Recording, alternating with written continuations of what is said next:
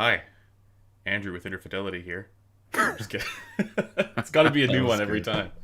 Hey guys, Metal571 here. Yeah, Hey, we're what's up, live. guys? MKBHD? I don't even know. What's up, everyone? Doesn't he say the same thing? I Yeah, he don't does. I remember. think he does. Yeah. Yeah, he ripped you off. He saw that webcam review from like Oh, 6 years God. ago. Actually, the Ugh. DT770, I think, review also has like That is a lot. I think that's my most viewed. I think the headphone video. 599 gets the Yeah. most hits, at least currently, though, Yeah. which is not surprising. I How think I are there mentioned that last week. already like multiple people watching? Uh, They were Actually, waiting. it's usually more because Um, I schedule it further in advance, but this was just like, oh hey, yeah, let's do it. Oh god, I So can I can hear us on the stream looking at the chat and it's Yeah, giving you me gotta mute that side. yeah, that yeah, that was for a second I thought I was just going more insane. I mean, I mean, that's normal. yeah. Guys, let us know how the audio is, They're gonna because say it's quiet again. You know they're I gonna say mean, it's but quiet right, but like, again. what am I supposed to do? It looks like it's clipping on my end, so. And if you're listening with a DT990, remember, it's not sibilance. It's just you.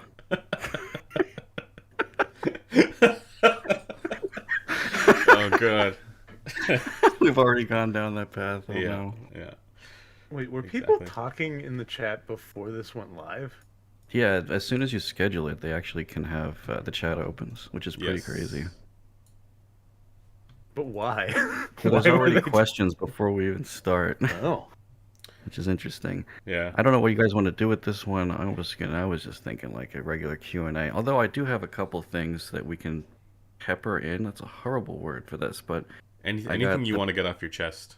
I got the Pixel Buds A, and I could talk about the Starfield again, but we've done that before. But I also have the Quarks, which is only a Oh, bag. There's nothing else. the Moondrop Quirks.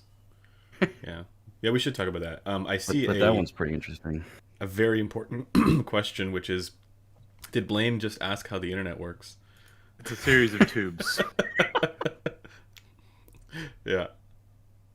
Um, You see, there's IPv4 and IPv6, and no, I'm not going to do that. so here's No, that'd the be an interesting reversal. Let's just have like Metal explains the internet.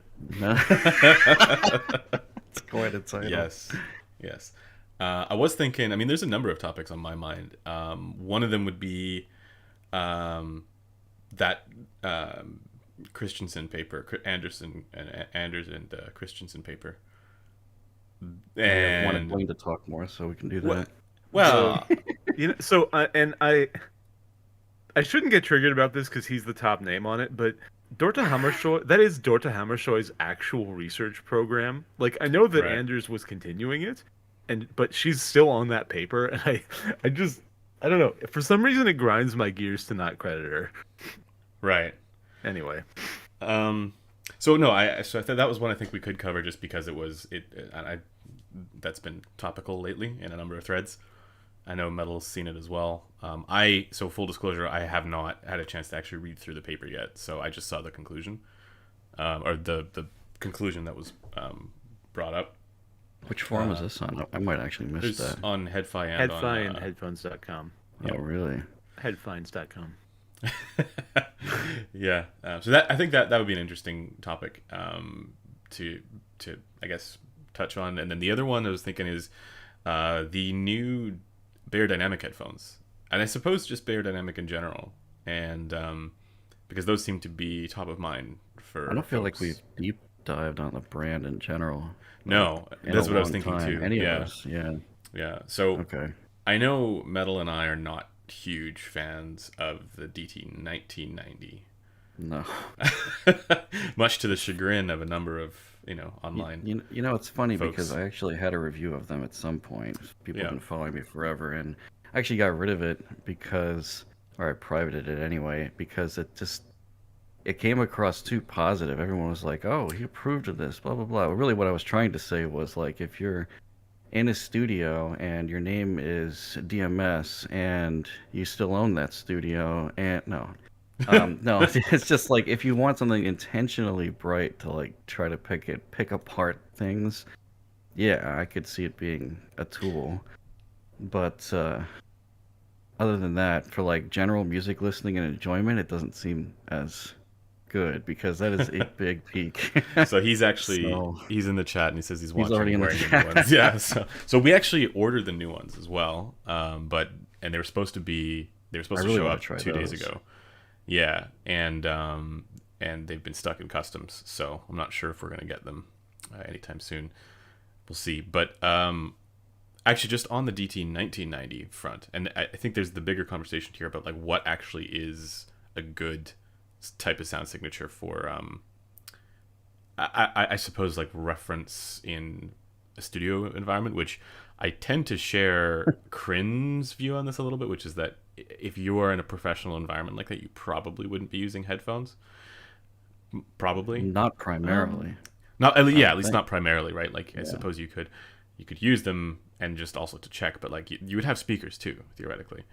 Um, but in general, I suppose that question of are Bayer dynamic headphones actually appropriate for studio use, like in like that not Bayer's, but like that specific tuning, which is like extra, let's say sibilant or 8.5K peak and whatever else. I think there's another peak at like 9K or 10K. There's another boost in some of those as well. They tend to have like either two or three. Yeah, I yeah. feel like I'm going senile here, but the 1990 there was like a big meme about it, right? A few years back now. What was the meme? It got really, really popular. I can't remember the first person, Well, no, I mean probably like Joshua Valor, Mm. whose normally review kind people of don't launched really it. I don't like know. buyers on like Reddit and stuff at a Yeah, baseline. So I was surprised when the 1990 a whole bunch of people I knew started buying it. Yeah. Um, and I remember, if I'm remembering correctly, I measured it, and it was actually, to my surprise, very similar to the old T90, which nearest I could tell nobody paid attention to. Hmm. oh yeah. No, that sounds right. I remember the T90 having a big peak as well. Maybe Yeah, the the 1990 T90 wasn't wasn't nearly horrible, as. but Yeah, I feel like the 1990 is kind of like a slightly reduced peak T90. Kind of does measure like that because it has So really good bass extension. That's something that gets missed a lot. Like I will give it that. Like it's unusually good. the question that I would have, because like I used to share that view about something like the DT 1990 being appropriate for this is coming off be appropriate for studio applications, but not music listening. But then I was thinking about it and thought actually like I don't know, when I'm editing videos, if I'm editing the audio portion of that, I would much rather use a K371 just because I know that's going to be more accurate, right? Like I suppose you won't be compensating for the peak that's in the 1990 or that type of sound, that extra bright sound, but at the same time, I think you're going to end up with a more realistic result. Yeah, Um, I have the same question. Like, what is more useful for studio use and like accurate monitors and an accurate headphone, or that as well, yeah. intentionally inaccurate and varied sounding headphones? I guess what this kind is of an devolves into the accurate NS10 monitor? debate then, doesn't it? Like people liked that studio monitor because it was inaccurate and should sound like a certain way. I I don't don't understand know. that. I don't like What to is me. an Wouldn't you accurate just have? studio monitor? Sorry, what's that, Blaine? I missed. What is an accurate studio monitor? Uh, a flat measuring in an anechoic chamber speaker. Is it? Actually, that's probably not the frequency response of most studios, though, right? Like the reality Well, of it is they're Genelec has probably a paper on downfilled. that actually. Oh, It's pretty variable in situ in studios, but that's even with specifically Genelecs, which are not just axially flat, but also like very constant directivity. So I, don't know, Sorry. I think that I don't know. I feel like it's kind of under-examined what accurate is in the context of sound reproduction. even for speakers, I thought that was relatively well defined, but clearly with studios, it's not. I mean, I wouldn't say so personally. What, I don't think that there That's is. interesting. I thought that was the overwhelming opinion. That was, oh yeah, we know what speaker flat is already, but Well, I mean, we know what people like in speakers. right, and that's that's Harman different. as well, right? Like it's anchored to what people like in speakers. What Generally, is that? and people perceive it go to ahead. be accurate, but Yeah. people also perceive Harman to be accurate. Yeah, yeah, which is potentially which is different from just flat and anechoic chamber. Pardon me, can we ban DMS? What did he say? ATC studio monitors? Is I that don't what even is know that? what that meme is. I'm not sure what that is. ATCs are a particular brand of studio speakers. Oh, okay. Are they like biodynamics? So In right, the but so plant or here's something? the question. I think, at least as far as I understand it, gets broken down into like the accuracy of the recording being produced based on flat measuring speakers versus the accuracy of what is actually being captured at the microphone level, and those two not necessarily being the same thing. Is that a correct Well, characterization? yeah, I mean, the question is, what are you being accurate to? Like, do you Yeah. want your speaker to be so like? And I've said this before. With accuracy, you always have to have a reference point. If your reference point is, I want my speakers to sound as though my head was where the microphone was, pretty much your option is some sort of ambisonics kind of weirdness or binaural or wave field synthesis, but nobody does wave field synthesis. So But it you're wouldn't going be necessarily flat measuring speakers. well. I mean, they would probably like if you subtracted if you did an FFT of the sound at the position that you're measuring or recording, and then an FFT of the sound at the playback position and subtracted them from each other, yeah, it'd be flat. But Mm-hmm. that's not like the whole of the picture because you can have a flat measuring speaker that doesn't sound like being there. And so the question is, what is accuracy? Is accuracy sounds like you're at the microphone position? Is accuracy sounds like you're at the mastering console? Is Right. accuracy sounds like the sound is in the room? We actually talked about that with Sean a little bit.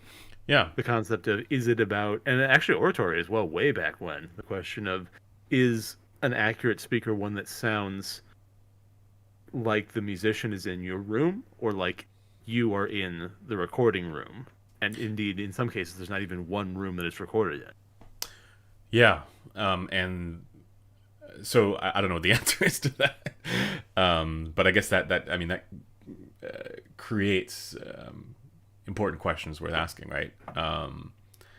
And if you're supposing you're going to be buying a headphone for this application, right? Which should it more closely match? And like to me, like I have a hunch, and I don't know if everybody agrees with this, but to me, it's whatever sounds like the balance between fundamental and harmonic is, like I'm there in the room with the musician, less Okay, so but the way what that room? that's reproduced. Do you know what I mean? Because rooms affect the timbre of Oh, sound quite a absolutely. lot. Yeah, absolutely. But supposing you're in a good room, like let's say quote unquote good room, right? And you know, I get the feeling that like a lot of that is going to be the as long as they're generally good rooms, the differences that you would expect would be somewhat wide Q. Um, from going from one room to another, if that makes sense. But so, for example, if I'm listening to an acoustic guitar player in a generally decent room, that to me is more important than what that sounds like if it's recorded and played back on a flat measuring speaker, if that makes sense. So you would like it to sound as though you're in the recording Yeah, room. like closer to what the actual like instrument sounds like in that room rather than the way that the recording of that sounds like in flat measuring speakers in a good room. Hmm. I Now, think this is where I you don't. want binaural then, right? Yeah, I mean, ideally, you would yeah, place the binaural microphone where you're but we know that we sitting. don't. We most recordings are not binaural, unfortunately. Right, right, So right. we've talked about this before. It'd be nice if there was Oh like my God, some. Well, Sean's Sean's watching. Sean's in the Oh, chat. hey. Yeah, he says stereo recordings cannot accurately capture what you hear with two ears. Do I need He's three? bang on. You need at least 4 years for that. No, You need one on your no. forehead and one like right back there. What he means is that stereo is basically an illusion spatially. Like Yeah. stereo Oh yeah, is not accurate to the experience of being in a sound field with our two ears. Yeah. It gives some of the illusion of having spatially placed sounds, but it doesn't actually reproduce being there. That's actually why binaural was an exciting concept when Yeah. people were coming out to it, but then everyone's like, oh wow, this is hard work, and you can only use it with headphones. And then they stopped being interested in it. But we talked about this before in a way where, because headphones are becoming more ubiquitous as audio just in general, like consumption, is getting younger. And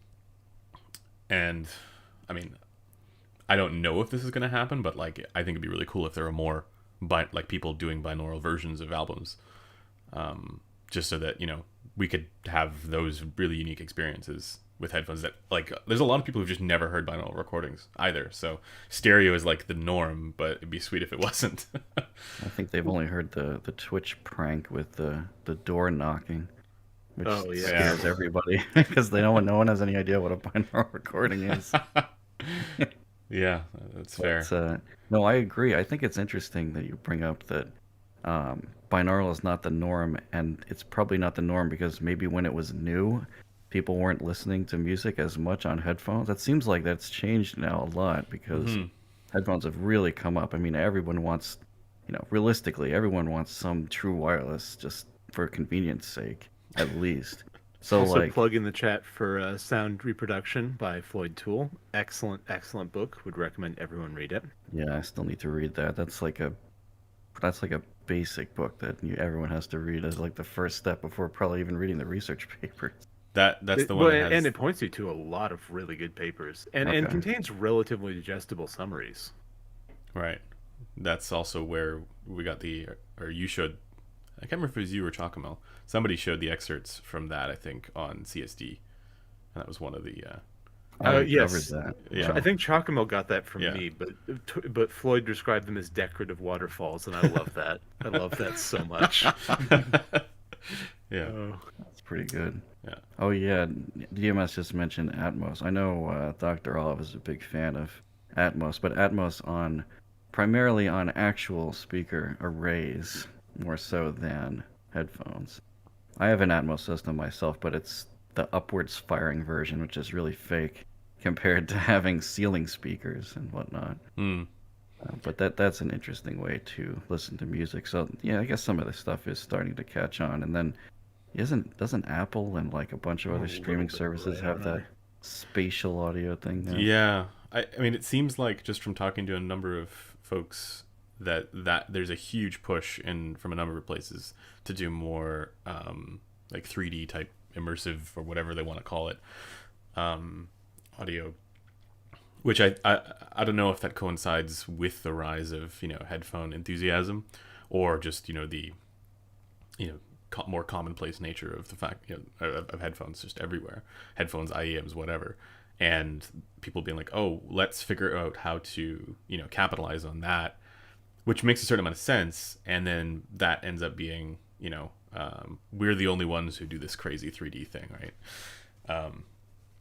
I think go ahead. Go ahead. I was gonna say the thing that I think everybody would want is some way of taking all of your regular recordings and making that the immersive or 3D kind of sound, but I don't know how that's even possible.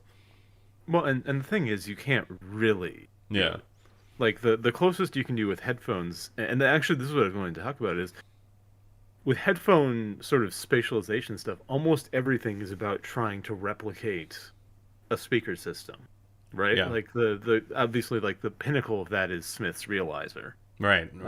But there's Jakob Hassanen's Impulsifier, all these things where the thing is, make it sound like instead of being on these two little drivers in my ears, the sound is coming from a stereo pair in a room in front of me. Mm-hmm. But that's as much magic as you can work with stereo, because there isn't actually the spatial information that you would have in a binaural or there are other 3D recording methods, but they aren't used. They're very new, and many of them probably will never be used widely. Yeah, I mean that's why I'm not personally that interested in it, because I don't care if music that I am not interested in has some sort of binaural or 3D aspect to it. If it's not music I want to hear. Law, something the better the recording, the worse the music. We are all listening to test tracks for headphones. We're Blaine and Metal571 brothers. Oh Lord, no. Brothers from another mother. No, man, we're all just listening to ultrasonic tones to test for IMG issues. I was just gonna say, Chris brings up an interesting point here in the chat. very few people listening to music on headphones care about the sound quality, even though there are so many now. So we're still kind of in a niche here. Yes, but even if you're listening on, I mean, in some ways, I would say they probably do care about sound quality. They just don't know what good sound quality is, or they're not acquainted with it.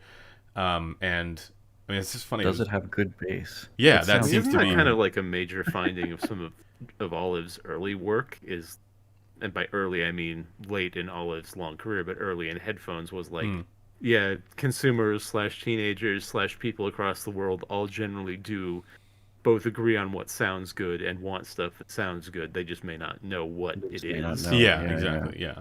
And often, like I think I was saying this before in one of the forum threads about how the preference research there, or yeah, the Harman research, it's not like companies don't necessarily need to adopt that in order to sell headphones. They just need to be good at marketing and Or make something that meets other consumer needs. yeah, like Fashionable, exactly portable, right. whatever. You see, Beats and Apple and whatever else, like companies are really good at that stuff. And like to this day, I have no idea why people end up buying the things that they do, in not just in headphones, but just that's just like in everything, right? If you're effective at marketing, right? So if one of the aspects that you're like, if one of the selling points is this is going to sound good, right? And you can very reliably demonstrate that, then sure, then that's going to be great. But that doesn't mean that that's going to be more successful in a marketing sense, because we don't know how that stuff's going to resonate with the masses. Well, Sean had to convince marketing that the research actually was Yeah. worth doing at all, because like who cares about the sound quality if that's not gonna If it help exactly. profits or something, Yeah, exactly. And in People some ways, do care, they just don't know. I would think that the next step for marketing with that stuff is to, like, I don't know, make use of the research and operationalize it in some form of, here's why our headphones are better and you should buy them. But so far I haven't seen it done that way. A few hi-fi brands maybe, but I mean even Harman isn't really. Yeah, like their own companies, they're on not. it. Yeah, exactly. They're not necessarily doing that, or at least I haven't seen it. I mean, I wouldn't know how well some of the JBL stuff matched Harman if it wasn't for Sean posting measurements. I was at gonna the same say Exactly. he is the marketing department for the hardcore now, because he's the one who's Yeah, pulling graphs out and showing them. I hope he has permission, but I I think he said last time that he didn't have permission. yeah, I think he did say that. He was like, I don't know if I'm allowed to share these internal slides, but yeah. I don't care. Means nobody's gotten him to sign an NDA on them or anything like that.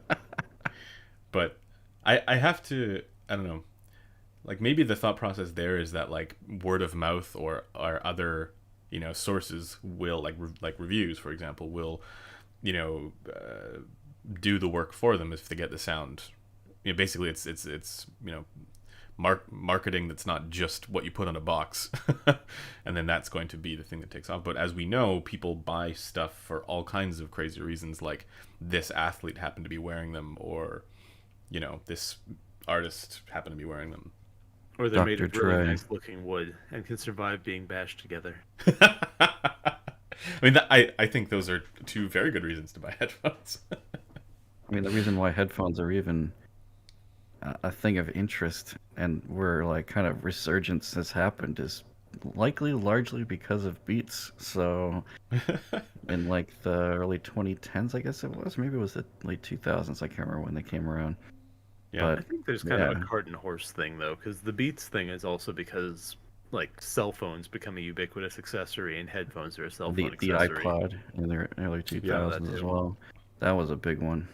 So those two things combined kind of reignited it. I don't think people really cared that much about headphones. I think Sean said that too. And then Beats came around and they're selling really well. And Harman's like, okay, what do we got to do to sell really well?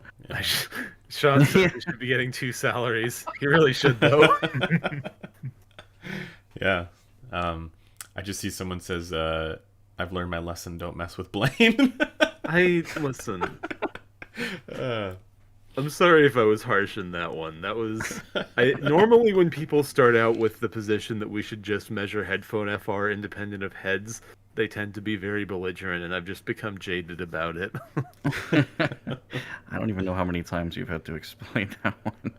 Oh, but I mean, It's as Jude's Never HBK stop. thing, demonstrated, Yeah, it's yeah. it's a problem. Um, it's just a perennial topic.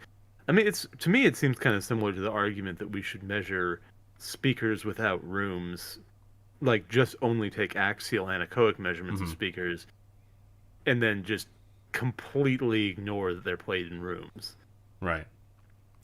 But actually So worse. But so this gets back to that earlier question though, and I don't know exactly how this relates, but I was thinking of it in the context of like Bear Dynamic headphones and whether those would be appropriate for studio use. Um, but what should we be using, in your opinion, for me, yeah, or well, either of you guys, or I guess the question is do you think I that the don't feel Bear Dynamic headphones are qualified. appropriate for like some sort of studio? I shouldn't say all of them because they sound different, but you know what I mean, like the DT1990, for example. The kind of Or studio cold kind of frequency yeah, response thing. yeah, like is that something that's better than something like a K371? well, I mean, I think it depends on what you think the purpose of monitors for studio people is. Like, That's there's yeah, yeah, that's That's that's what we're my trying to kind position of as well. figure out, I guess. Yeah. because there's an argument that you would want a headphone that, and this is sort of the NS10 argument, which you alluded to earlier, that you want something that's sort of maximally annoying, right? Something that makes Yeah. something that makes things sound It's so bad Description of if my they have personality their- is. Yeah, it's like when you Oh hit God. a certain personality, then you've got the mix down. But I'm not entirely sold on that. I know part of the problem here is like the question of tools and art gets very philosophically muddy Oh, very quickly. Hmm. Like, is this a bad paintbrush? Is the lighting in my painting studio good or bad? I don't know. Well, no, but I think you can, if you just say we're not interested in art at the tool level. We're not interested in art. The tagline of headphone measurement things reviews. very No, accurate. but supposing if you're trying to like accurately work with, I say accurate. If you're supposing you're trying to work with the material in such a way where you are not being, where things aren't being skewed, like for the same reason that if you are color grading a photo, it makes more sense to do that on a color accurate monitor. Do you know what I mean? Well, yeah, but for a color accurate monitor with photos, there's usually the assumption that the reference point is of a real thing you took a photo of, right? Yes, but I think there's a similar and I think this is why I like the analogy because you are going to be posting this photo, say wherever it is, online, Instagram, whatever, and that's going to be consumed by people or consumed. It's going to be viewed by people who have Consumed. you're consuming photos since the photo consumption. It's going to be viewed by people who have all kinds of a variety of different screens. Now, generally, they'll be within sRGB color space, so at least it makes sense to have that going on. But within that, you can have totally weird delta E values on your sRGB monitor, and it's going to dramatically skew, your photo edit. And, so I don't know, like, I think the solution would be, well, given that most displays aim for a generally More accurate Q&A, please. Sorry. yeah, but so anyways, run that analogy with headphones for a minute, and like supposing you have a monitor that like dramatically overemphasizes green, for example, right? And then saying, okay, that's like having a headphone that dramatically overemphasizes 8.5K. It's going to affect your photo edit because you're going to be reducing all the greens in your photo, right? I mean, does that analogy track? Well, so my trouble with this is that a photo is typically of, again, a singular visual thing that exists in reality. Right. Like a stereo audio track is more like a collage. Right. Like, it's a stitched together combination of a bunch of different microphones at a bunch of different places, sometimes different times. which have been each one of them color adjusted, or however you prefer to metaphor it, to fit into a larger picture, and that each individual photo in that collage may have been deliberately not accurate as part of the overall aesthetic of the collage. So I see what you're saying. It's more difficult to then get a sense of what the overemphasized green would do. Yeah, and sometimes you're making a collage where the whole thing is there's a color gradient across it, or something like that. Like I wish I had a visual aid here, but I've seen collages that use that visual effect. Right. And I'm sure that they use some visual editing in addition to just cleverly picking the right photos. I suppose it's more than the analogy is maybe more towards like white balancing, right? Where you mean the thing I'm failing at with my light source right now? Yours is a little green. I think Metal's is, well, I guess his walls are actually yellow. My walls are actually a pale yellow. Yeah, that door is white though. Yeah. I'm actually just a little green myself.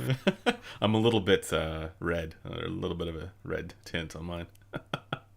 Yeah, well, I think the chat wants. All right, yeah. Q&A. All right, guys. I mean, we didn't say this was going to be Q&A, but I thought that was interesting though, the collage. I mean, having all the tracks together, recorded with independent microphones at different spots. I mean, except for having a binaural head, and that being the only microphone in the entire recording, yeah, I don't know if you have a real reference because of all the tracks.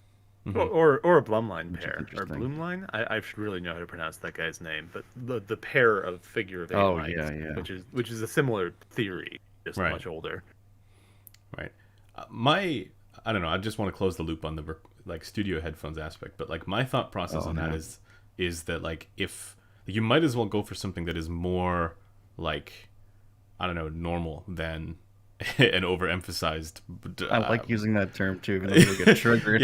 Even normal. Because of course, like what is normal? But I mean, I think you guys know what I mean, right? Like that doesn't dramatically overemphasize the treble frequencies, and the reason for that is because if you wanted to have that that effect, right, for the purposes of art, right, then you could just EQ that in, right? Like you could just add that. And I think that's memory serving. That's sort of been the tool olive argument for neutral speakers, which is to say speakers whose directivity and frequency response is perceived to be neutral, which carries over to headphones as well. Basically, that the art should be painted atop a neutral canvas. You don't want to have a green canvas as just your random base.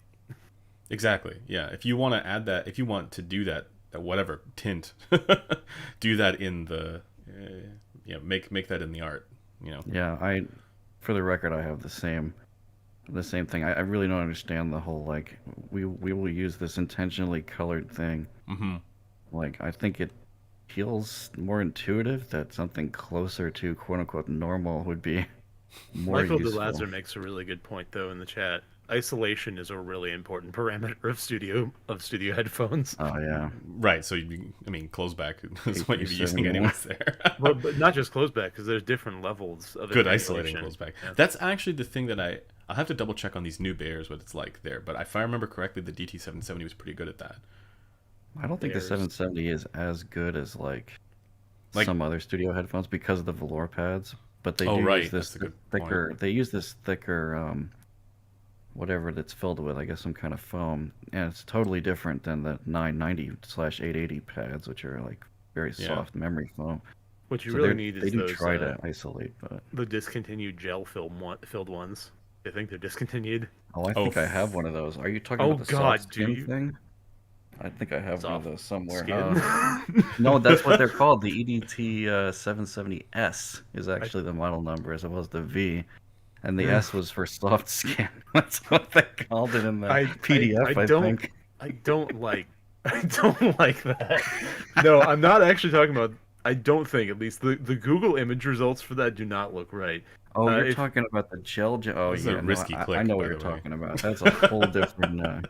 the gel ones are a whole different one. Yeah, never mind. Yeah, that's... But the aviation headset style. Yeah, because I was gonna say the K371 isn't that great at seal. It isolates okay, but not. It's not like a 280. Yeah, I can think of other ones. Like I'm thinking of actually some of the DCA headphones. that. Oh, I got the Brainwaves HM5. That thing isolates like crazy Yeah. too. It gives you a lot of that ear occlusion effect that I think Blaine Mhm. hates on when you have Yeah. really good isolation on closed backs. At least that's been my experience with them. Yeah. The Yeah, I mean, high in ISO theory, it doesn't one. necessarily have to, but in practice, it does. Yeah. Actually, at Focal Celesti and the Radiance, they isolate pretty well as well. But I'll need to test that. It's got to get some Genelecs and do some testing. I met a Swedish person who's pronounced Yenelek. That upset me. What is correct? And everybody else is going Well, to say Genelecs. Yeah. so this one's kind of interesting. All the Finns I know say Genelec, but it's short for Genius Electronics, so Genelec would also work. Oh. So you're just saying it Situation, deliberately in a yes. Finnish manner. I mean, they're Finnish. I say it the way that they say it. Would they call it Genius? They do not call it Genius. You know, I don't actually, they might call it Genius. Right? Genius. Yeah. Anyways, we should probably get to the chat. Yeah, we should Yeah. probably answer some, or we could just keep teasing them. Oh god, yeah. Let's see. Biodynamics/chat. But has anyone asked a interesting question recently? Let's see. I mean, From like, this angle, the LCD5 looks like a DIY like that Borealis. this is not. Are you the wearing an LCD5. LCD5? I'm wearing a Hi-Fi Man HE6. No. Oh, someone asked what you were wearing. Yeah, HEC. HE6 original, which I put the Sandara pads on. Genelec like 2020. Genius from a Finn. Good enough for me. Yeah. And someone says Perkele. Perkele? What does that mean? I can't tell you. Oh, ooh, did I just swear in Finnish? Yeah, you did. Oh, okay. Well, sort of. Is that like the Sikablet thing from the Russians? Oh god. Not exactly. Guys, actually, I see people asking about the LCD5, and I have finished the review, but I haven't edited it. Finished. Yet. Yeah. So the review is done. I don't know, like not everybody's gonna see this, so I can kind of spoil it. Yeah, it's freaking awesome. I was joking online or on the forums that like I'm looking around at stuff to sell because I want one. But yeah, obviously it's like the same thing with the other Odysseys. It's like, you know, with EQ it really comes alive.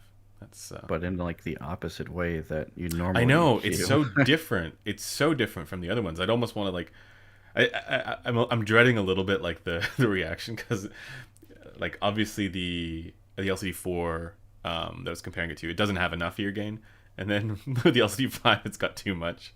So I just feel like I'm being ultra picky now. The LCD Goldilocks. Can't make me happy no matter what. But yeah, out of all of the recent like flagship releases this year, and in a long time, the LCD5 is legit. It's the one that is like definitely I the think most it's really exciting. interesting that the Carbon did not live up, or at least your reaction to it was not the same. It was not as the Carbon. It's not. Are you going to compare those two directly? That seems like a lot of work. No, I ended up sending the Carbon back to Sankar just because I wasn't totally sure that it was, you know, representative, and we wanted to double check, so I sent it back.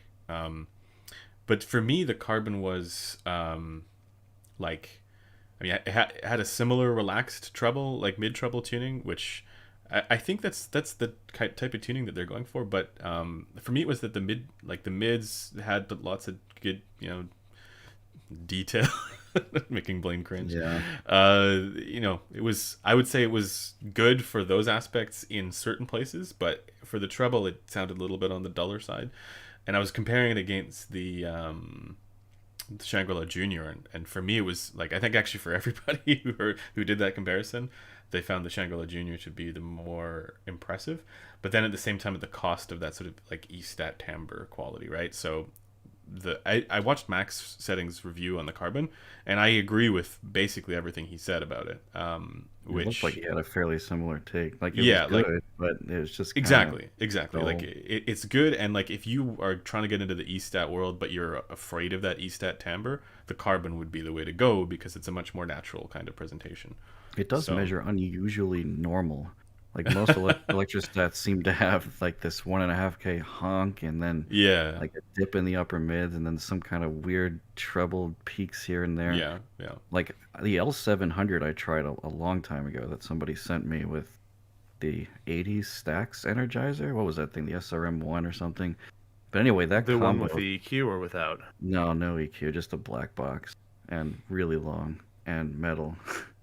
That It was covers most Stacks Energizers, honestly. yeah, that's probably well, yeah. Except I think a lot of the new ones are silver. But anyway, that thing had great detail and EQ'd fantastically. But man, it was really wrong. Like without EQ, it's like the bass drops off.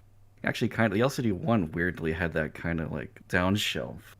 Like the bass comes like this, and it has a down shelf, and then from that point on, going further lower, it stays about the same. So some I've of seen a the few stacks like have that. that effect. Yeah. That's weird.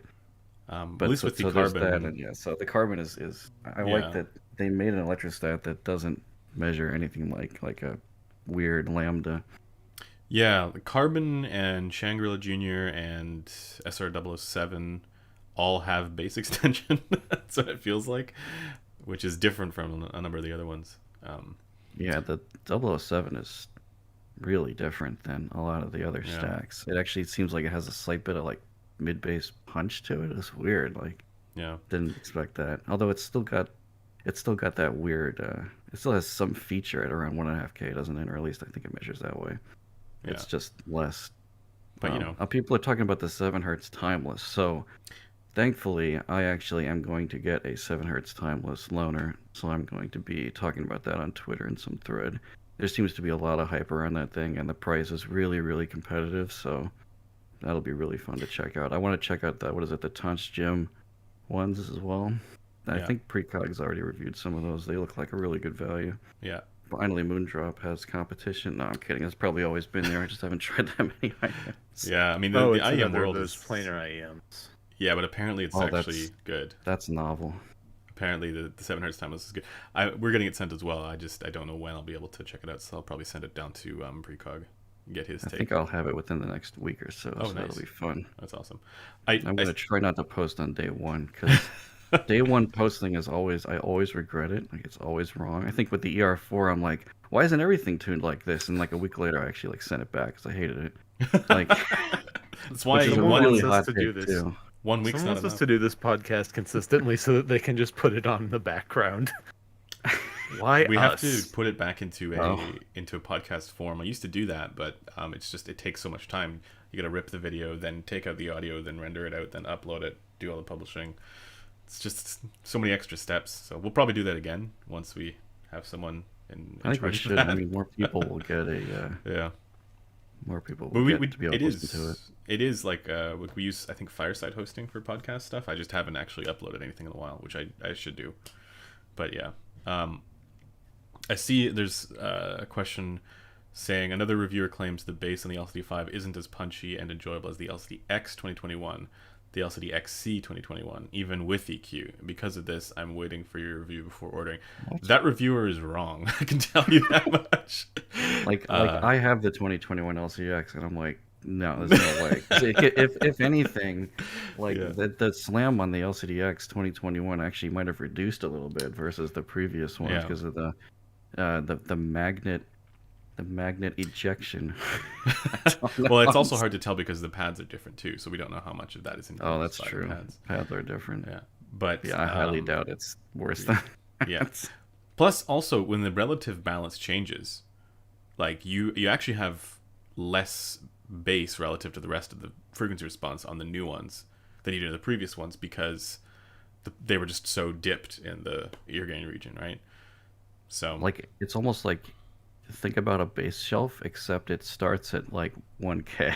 yeah, Like exactly. that's kind of how Odysseys are, and Yeah. actually Sean said that's probably why the LCD2 was preferred, even though it didn't have a bass shelf. It was just the fact that the balance of everything below 1K was just higher, so Yeah. people still kind of liked it. It's like a distorted Harman target, and that's gonna. I Yeah. don't know. Well, and he talked about a bit. Basically, if you can't get the roughly 1 dB or per octave slant by a bass boost and generally ear-shaped treble, having recessed upper mids and flat bass seems to be reasonably well tolerated, but not preferred relatively when people. It's like to the target itself, yeah. By the way, there's someone who's asked a question twice now, and I think it's one that Andrew's going to want to answer. Well, I say that because it's something that Reality Bites said, is LCD4 versus LCD5 the first time you compared headphones EQ to the same target, or are there others that you've done that for? If so, which? I generally do it for all of them. I mean, so the thing is, like, there are definitely times when I won't be able to perfectly get a headphone to the same target, right? Because, or like it would be quite difficult to do. But I generally impossible. Like if you have really narrow, yeah. So, but in general, I try and get it to be roughly the same balance, right? Like I don't like to have Q values that are narrow or higher than 3 or 4. Sometimes I do, or if there's like a very specific resonance. Like with the Diana Phi, it was 10K, and just a super narrow Q value, dropped it, and it fixed that, a lot of that. So sometimes I can do that, but like generally, I try and EQ them to roughly the same result, and it's not always, exactly harmon either. But something that allows that tonal balance between fundamental and harmonic to be relatively intact, so that I'm not like being, skewed or.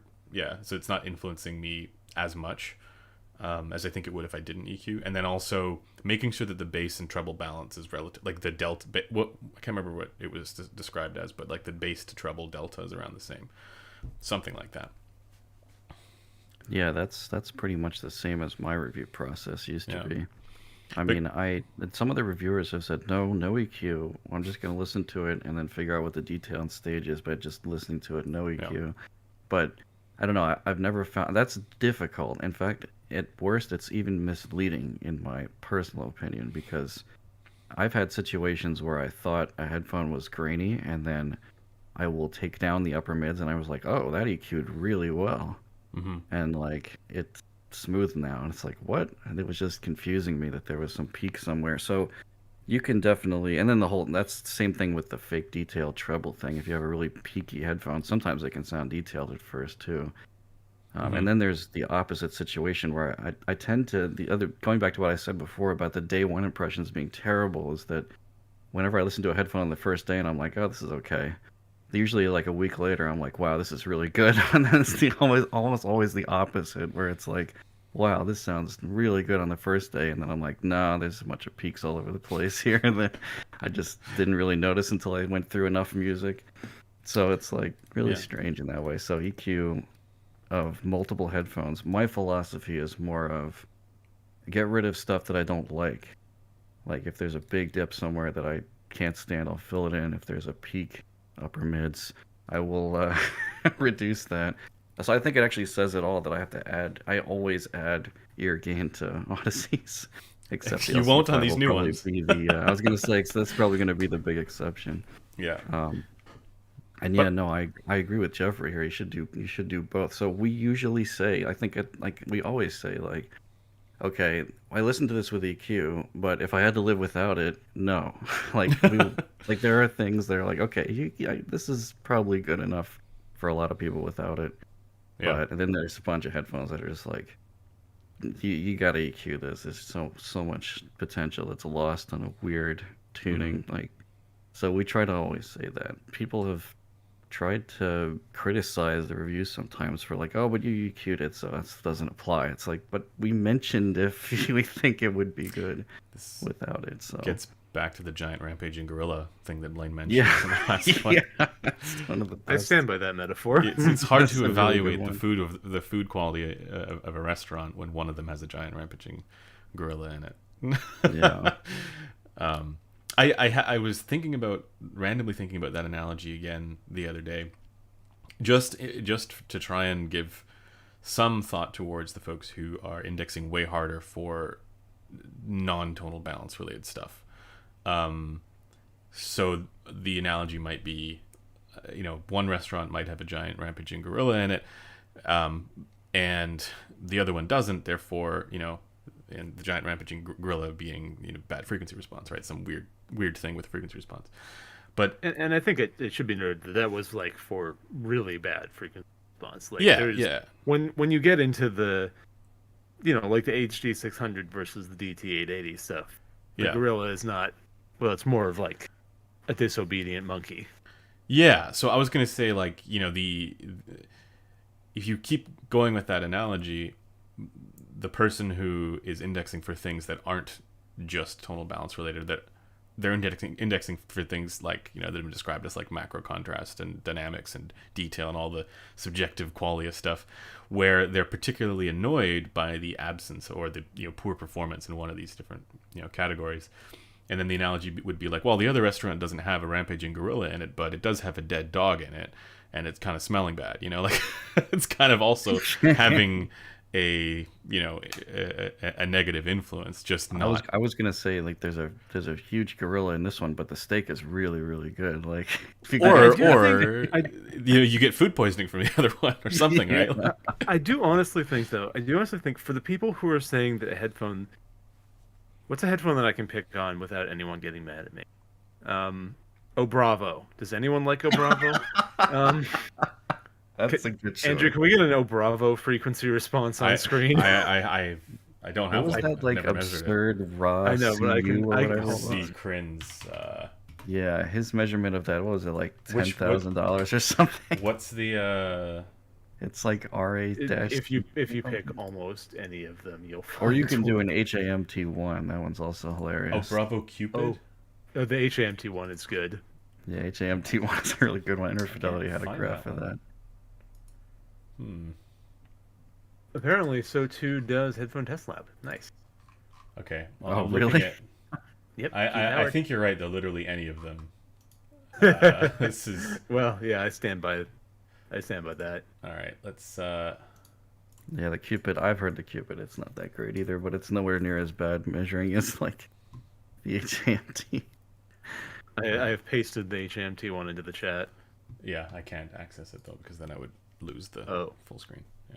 Shit. That's okay. I've just posted the Oh Bravo, the other one, so I think people get the idea. Someone's calling you out, Blaine. I'm being called out? Yeah, the HD 800. You should pick on it since you're wearing it and people know it has flaws. The HD 800 has flaws, but it's also like a lot better. Yeah, I totally agree with that. So the HAMT one is like a good example of where that frequency response is going to sound good to nobody. And let me grab that one first. HAMT1. Yeah, you should be able to open the image out of the Discord chat if you have it I popped can't up. access it right now. Oh, fair enough. Yeah, so just HAMT1.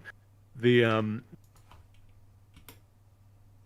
that headphone, if someone says, "Oh, that it's the tonality is terrible, but the detail, the macro dynamics, whatever is awesome," I'm gonna be like, "No, you just have like sunk cost fallacy because you sat through a gorilla rampaging in a restaurant, and now you have to find something to salvage that." Like, I think that it's honestly just sort of a PTSD thing. Yeah. I put a link to it in the. That doesn't help me. Chat. That doesn't help me. No, that's for everyone else. Okay, for everyone else. Okay. At least they have that. Yeah. Why don't I see it? Chat's got to catch up. Okay. So, anyways, the point is well taken though. That like there's a certain threshold where it just becomes it becomes ridiculous. Yeah, and you have to think that at some point, even if there was some secret sauce there, you couldn't hear it just through the sheer horror.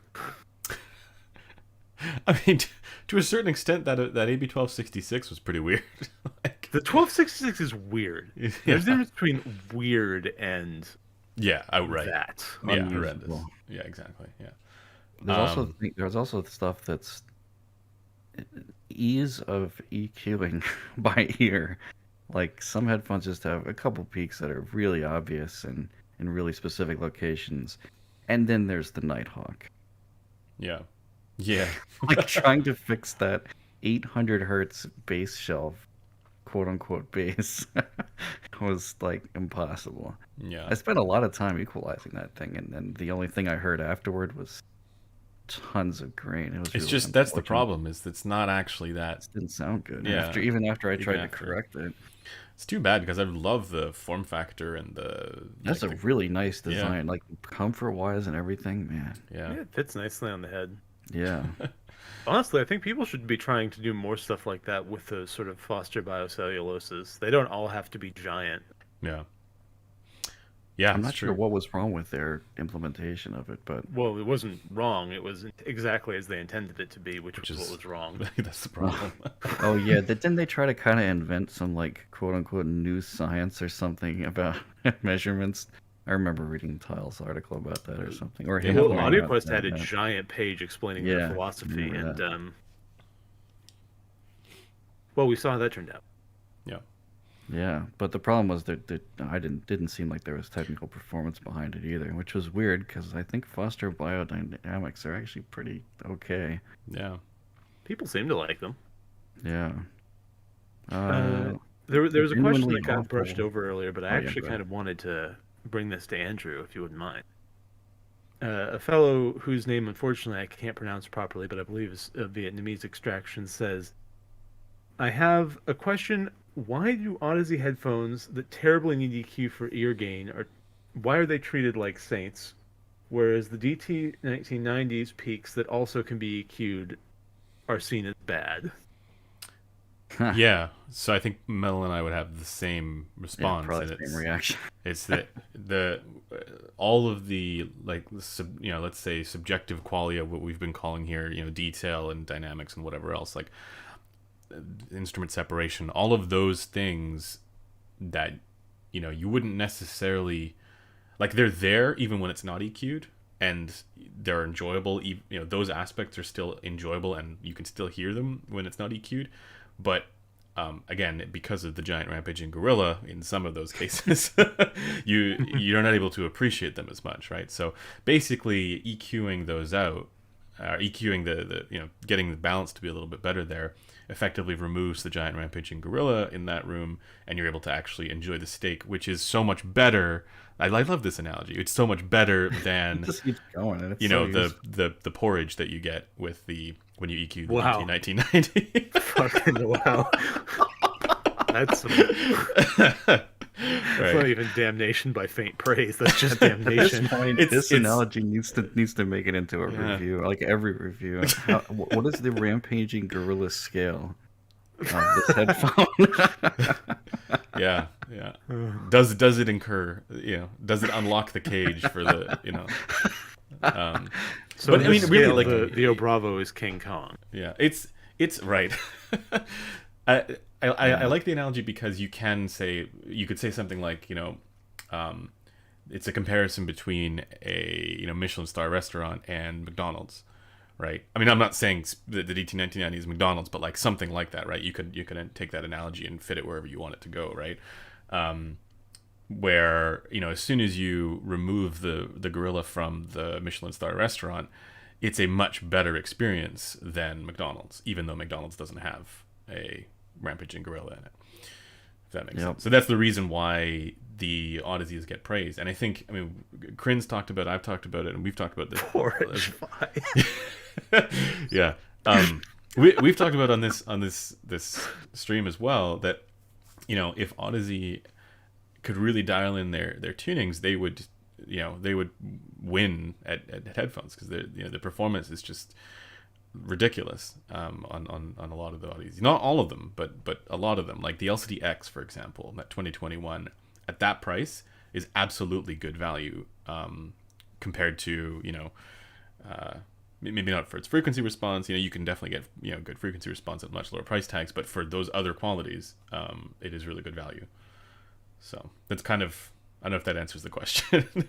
Like, yeah, you could EQ down the peaks in the DT 1990, or I think actually I need to check what it's like with those Taconi pads, see if it I never does tested that either. Yeah, but it changes that. It resisted, like the peak on it. I feel like when I tried to EQ the thing, I couldn't get rid of the like glare. That's kind of like the definition of glare for me. It's like if you try to EQ down a peak, but it still sounds like the peak is harsh in that same region, just less, but you can't really get rid of it. Yeah, the DT1990 was kind of like that when I tried to EQ the thing. That's another reason why I was like, this is not. Yeah. the I'll have best. to. I want to get another DT1990 in and do the EQ Oh, you did again miss a super chat. Oh, crap. with I thought with that the Andrew was garage. just deliberately ignoring it to try to stop. Oh, no. people from super No, I no, actually chatting. forgot about it. Oh, is this Codger Fiasco? It's a great name, by the way. Yeah. Fantastic name. IEMs use multiple drivers, as do speakers.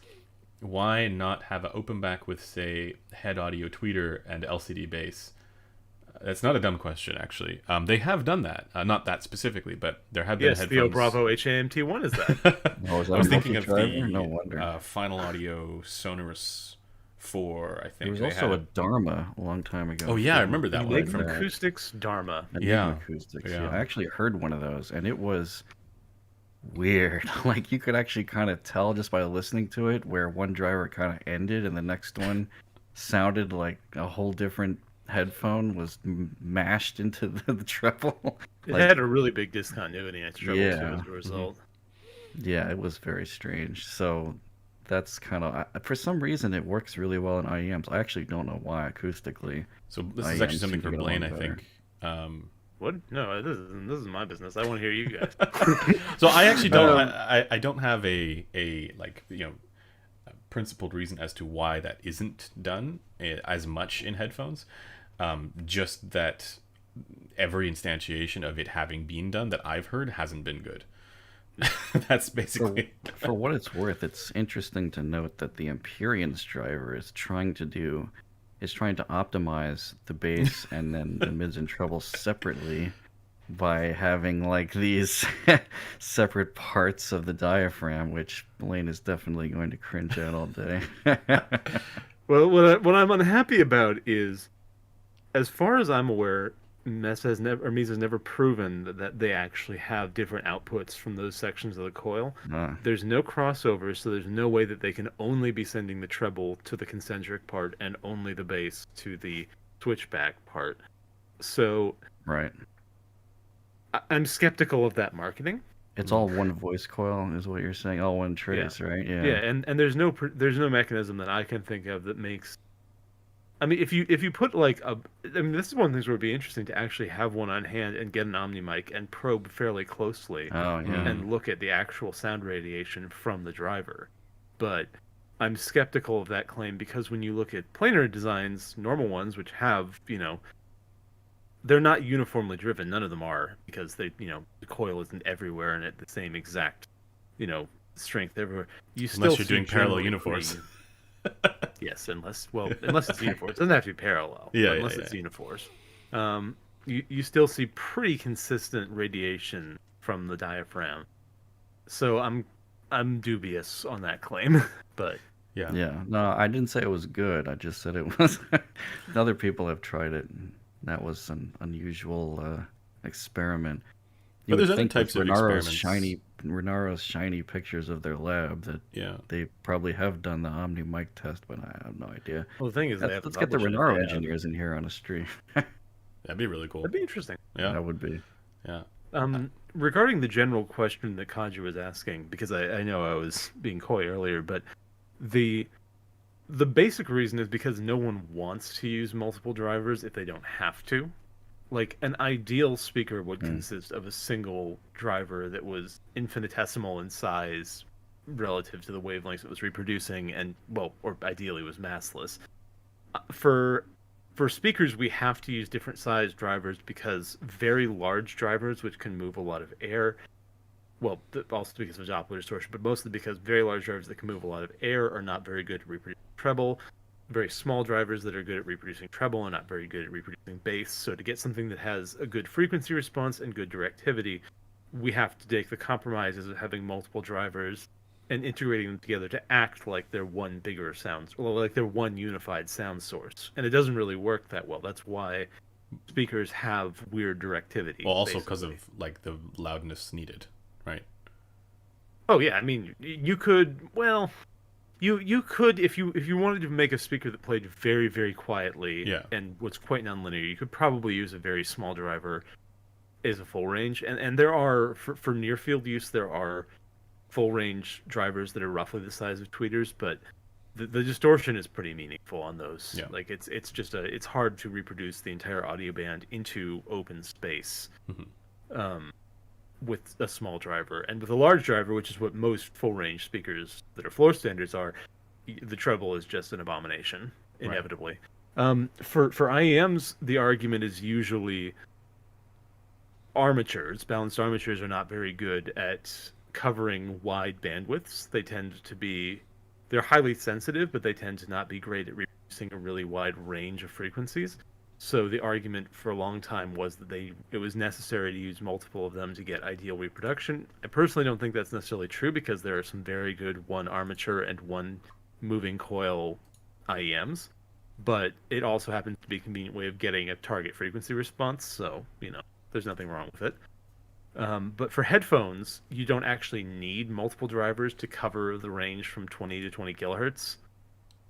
So the troubles that come with multiple drivers, the fact that they can interfere with each other, though Bravo is a fantastic example of what happens there, the fact that you have to have an electric crossover for each of them, the fact that you physically have to find space for them, so, relative to just having one large driver that's a bass driver, now it has to share space with the treble driver, which if you have a dynamic bass, sure, that works, but if you have a planar bass, then now you've just lost some of the space for your diaphragm. So the trade-offs aren't really worth it, and yeah, generally and it often incurs more challenges.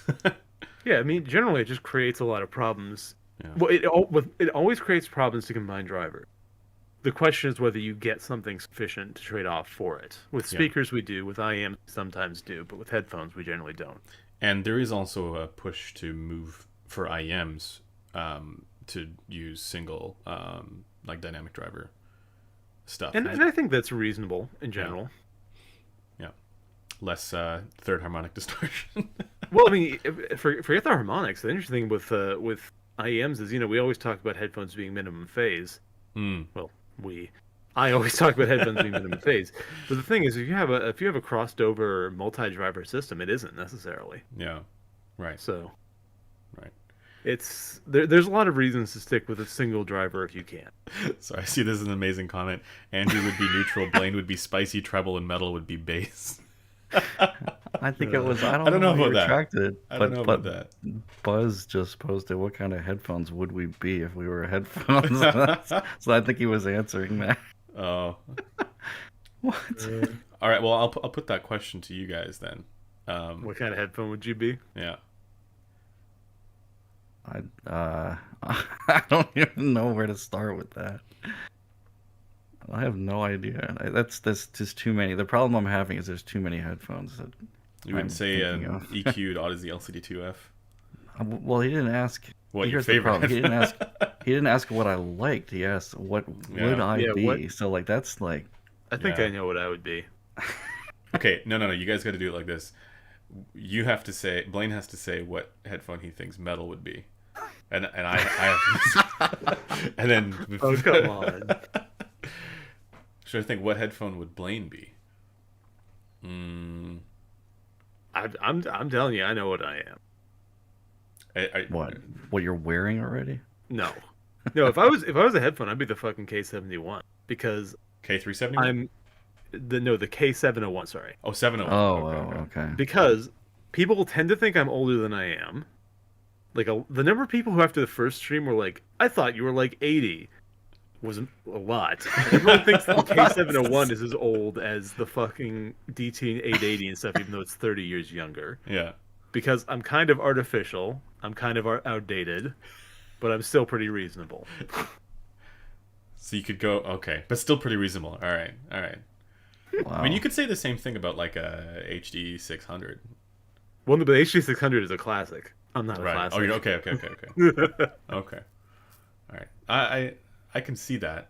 I have an answer for Metal. Oh yeah.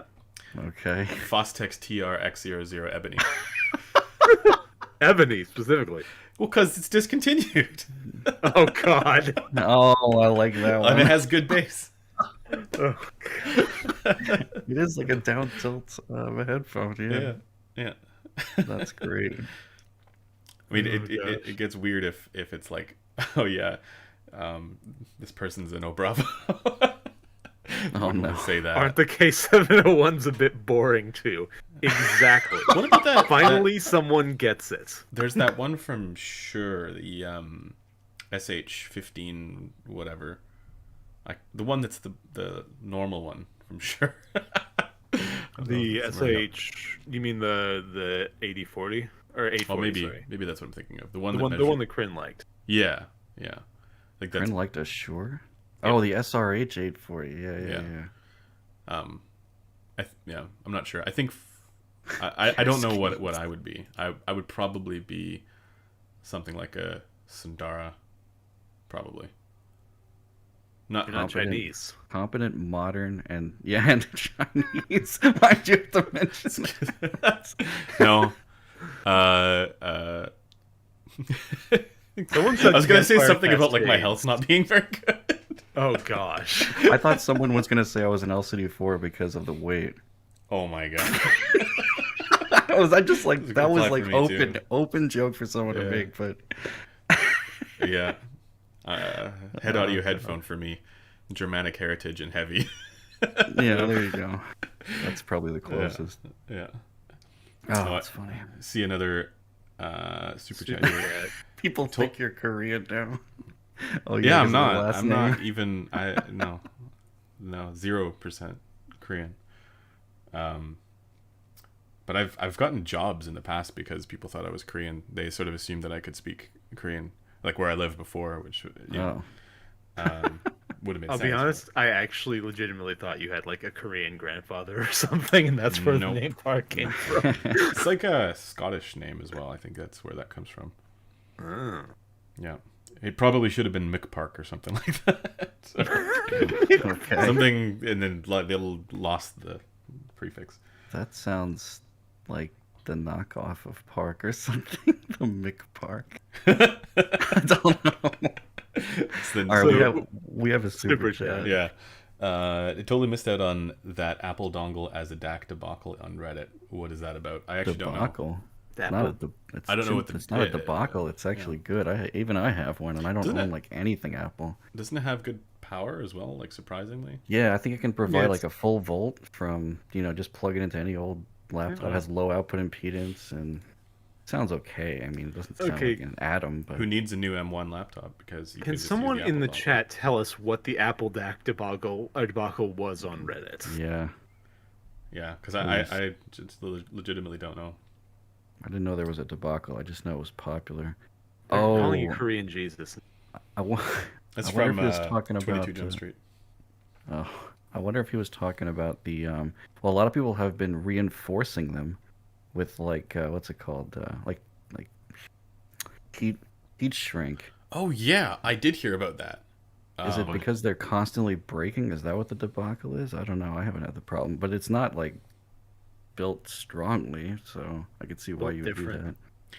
Yeah. Well, if maybe it's just someone's like it's endgame enough, endgame DAC, therefore it's worth I reinforcing. have heard an individual make such comments.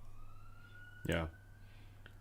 It measures reasonably well, right? Like as far as Yeah, I it gives you a whole. it's It gives you a The whole reasonable volt. codec. The only issue with it is that when you plug it into Android phones, it like nerfs itself and has like 10 milliwatts. I don't know why, but plugging it into a regular Windows PC gives you the full power. So it's like Oh, weird. if you don't have a stack or any amp and you just want to get away from motherboard audio, it's like a significant upgrade. If you like your motherboard is junk and has noisy audio or something, Yeah. it's actually pretty good. You do need well, unless you have a modern computer which already has USB-C, you would need a USB-A adapter, which I have, but it does work pretty well. You three should do a tier list because none of you agree. Sorry. It would be good because your HP differences are very different, it seems. I was being editorial there.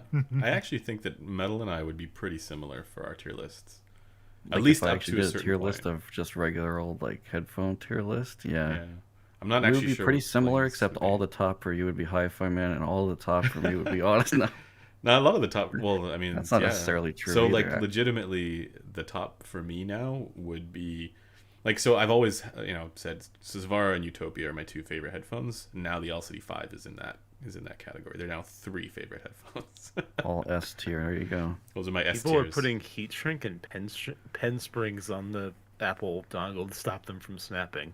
Yeah, that seems like Endgame DAC. I mean, it I don't seems know like if a it's a good idea. debacle, It's but it not is a like good it doesn't idea. have strain relief by default. Yeah, the Apple dongle is enough for this as far. I know. Ant tried that at one point. Did he really? Yeah. I'm gonna go to the calculator. By the way, How there's a much did chance it to plug distort? the calculator on headphones.com for sensitivity of headphones. Oh, you guys have should be there, on your yeah. site? There Wow, is one now. Yeah, thanks to That's Blaine. cool. It does a bunch of other things that I don't know what. What do you mean you don't know? I put it in like I think one of them is like calculating whether or not you'd hear noise from an amplifier. So you just put in the values, Yeah. and then what your headphones sensitivity and impedance would be. Andrew Jong-un. I see some fun spicy ones here. Wouldn't Andrew be a dead flat tuned monitor like an Etymotic ER4S because he's dead inside? Yeah, yeah, that's Yeah, surprisingly accurate. the Aeon closed X. Aeon opened X. No, I'd be Aeon closed X because it actually The OpenX is like, measures well. if the Aeon Open, I don't know, the Aeon Open, the Aeon 2 Open was really annoying. I had a weird frequency response. Yeah, the Aeon 2. But brightish. they did change it with pad revisions. Oh, really? Or like Okay. there was potential pad revisions that changed it. Yeah, because that I first could never frequency keep up with the response was revisions. weird. We could go Yeah. on for a whole hour about the annoyances of revisions. Like I need Yep. to, I like essentially have not heard the aria at all at this point because I've only heard the very first one, Yeah, and it's like totally different now. yeah. The new one's good. I think I like the new one better than V2, because it balances out the treble a little bit more. Like, But I it is a really little liked bright, the original yeah. Ananda, and the aria just had this annoying peak, which apparently doesn't even exist anymore. So Yeah. Yeah. now it might go the other way. Has the Ananda had revisions? I don't even know. Probably. I measured one recently, and it measures the same as the Okay. previous one. So, or at least it wasn't within unit variation tolerances, so it would have been fine. Oh, this is a good point. I worry about this a lot too. Someone says, or JK says, it's worried about for Headphone and Odyssey in particular is replacement pads, which seem to change a lot over the years, meaning the sound changes and potentially doesn't match with the original headphone. Yeah, that already happened severely, and I gave them all kinds of crap for the memory foam, which I'm going to use the word debacle as part of because it really screwed up the frequency response, and it was never announced.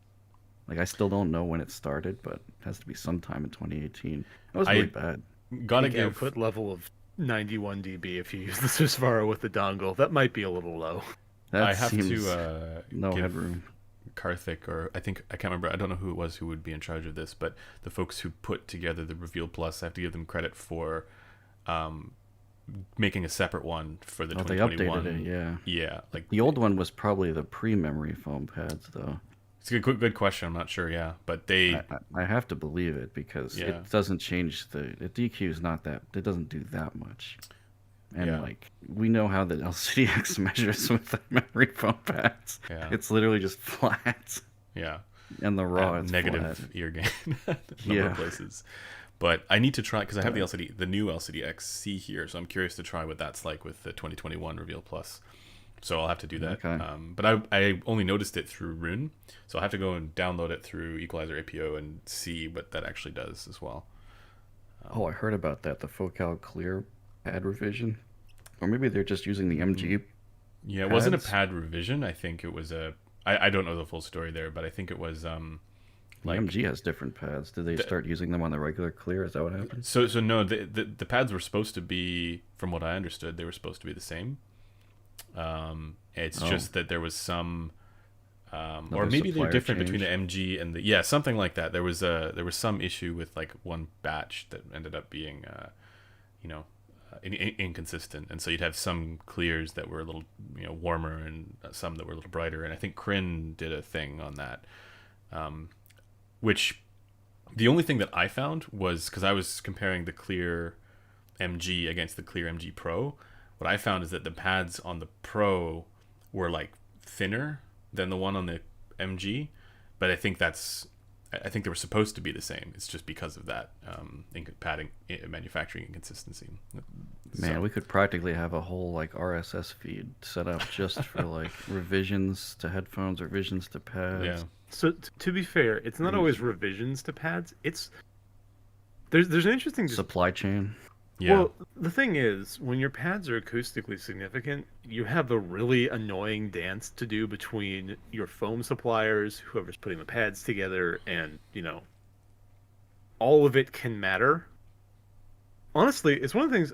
Someone I used to know argued that the HD800 was better than a lot of other headphones because its ear pads are so relatively acoustically insignificant. Like the majority of the front volume tuning is done without the ear pads. So even if they changed the foam a bit, it wouldn't change the leakage in the front volume very much. It wouldn't change the internal space very much. I always thought that was kind of an interesting argument about how a high-end headphone ought to be constructed. Right. Because it makes it more consistent both across pad wear and across, supply chain. yeah. And if you even look at the pads, they're physically quite thin. Yep. Right. So you're not going to get that much difference with compression differences. I suppose it would be different if you replaced it with pads that were really thick. Yes, and that's an abomination, and you should not do that. Yeah, I've seen some mods out there. It's like, what? I seen a mod where someone put M50X. Sriracha in it. Let's not talk about HD800 mods. Oh no, not that. Not that. I have seen that. I Ouch. see another super chat here. Rebel Amp, Kai 96, and Forge would be good for LCD5, or get something better. Also, Andrew, what is the news? Oh, I can't talk about that. Not yet. So yeah, Rebel Amp, Kai 96, and Forge are all. Rebel Amp might not have enough. It's got like 1 watt at 32. I'd have to double check the power. That's a lot of power. It probably has enough. Yeah. So yeah, those are all totally fine for the LCD5. Yeah. Isn't the LC5 quite sensitive as well? So I was told that it would have similar power requirements to the Susvara, but I can't verify that. It is Well, you have definitely easier to drive than the LCD4. So there's that Wait, what are we talking about? power The requirements in LCD5. LCD5. Oh, wow. It's Yeah. just very low sensitivity, but not as low as far, even though the impedance is super low. Wait, it's not low sensitivity. I'm not. It's I like actually 90 didn't bother. Isn't it like 90 dB? Per milliwatt, but it's per got an milliwatt, incredibly yeah. low impedance. Yeah. Let's Oh, that's see. true. That just means your output impedance better be like perfect. Yeah, Uh, but Gonna be like weird. it's right. It's like 108 decibels per volt. So that Oh, thing. really? That is not that 90 insensitive, dB and yeah. 14 ohms. Yeah, so really not that much. So you don't need that much. I mean, so realistically, I was driving it just fine from a Magni 3 Heresy. I was driving it just fine from a THX AAA1. Like, How is it from the Apple Dong? yeah, right. You could probably, yeah. Just buy one. They're like $8. But so it definitely was one where like I wouldn't have wanted to run it from a phone. Like and there's some where you're like, oh yeah, that's like I don't even need to do anything with the volume, like hardly at all, right? Like it as an example, I felt like it needed, like with the Magni 3 Heresy, it didn't need high gain, but because I was doing EQ, dropping that down, it was more comfortable to be on high gain with it. So I think you can get away with a lot of running it off of a wide variety of stuff. And another super chat from Rob. Thanks, Rob. Will IFI IDSD Pro Signature drive Susvara I think he just doxed him. for him? No, his. I did. Wow. He said in a different didn't he say in one of the streams it was like this may or may not be a different name for Rob or something. Yeah. That's pretty funny. Oh. He like intentionally reused the avatar. Yeah, that's funny. So I can't tell you the answer there because I haven't heard. I don't have the IFI Pro Signature, but I think one of the things that you can take from, I don't know, like those calculators is that like people have, like, most headphones can be driven from way more modest equipment than what people are typically using. Yeah, but you got to bear in mind if you turn down your volume knob by even a tiny amount, that's going to be 3 to 6 dB, which is the difference between like a meaningful head amp and a really humble one. Turn it down to 12 o'clock, and you're probably well past the difference between your amp and like an Apple dongle. Yeah, yeah. Like, I don't know. I'm a big fan of like having separate things like DAC and amp, just so you can like switch it out to different stuff. But yeah, I haven't tried that combination. So there were other questions here that were getting spicy that I missed.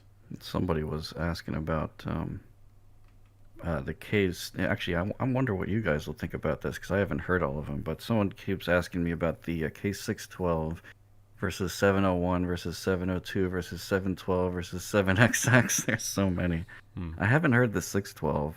The only one I can tell you for sure is definitely not the Mass Drop 7XX because they like destroyed the bass. They tried to give it a lot of bass and it became really loose and bloomy, and it's bad.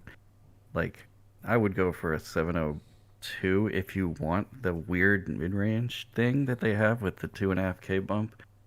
But the 612 is supposedly more neutral, but it's still a very like diffuse field-ish, thin kind of sounding headphone compared to, I don't know. I hesitate to use the word modern, but I guess it kind of is older at this point.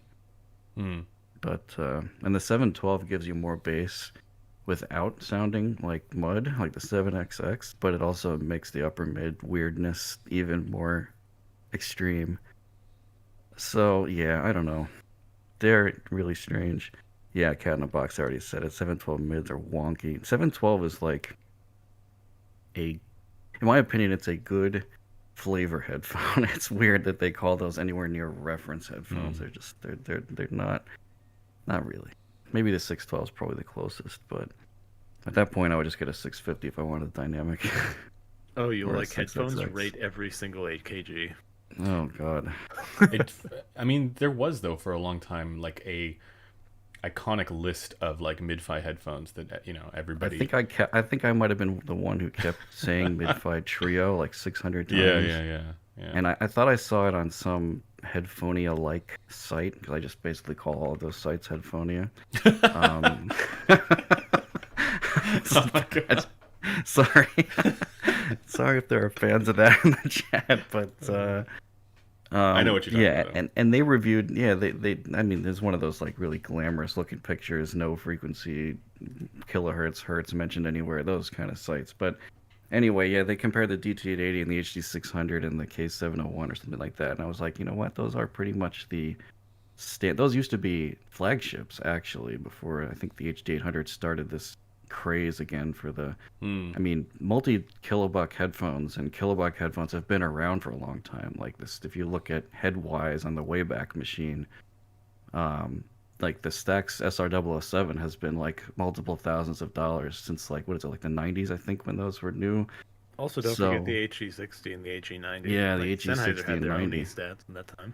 Yeah, so but anyway, yeah, so that mid-fi trio of those three, like originally I actually really liked the Q701 because it was different and really wide sounding, but it really didn't have that much bass. And it's like I listened to it.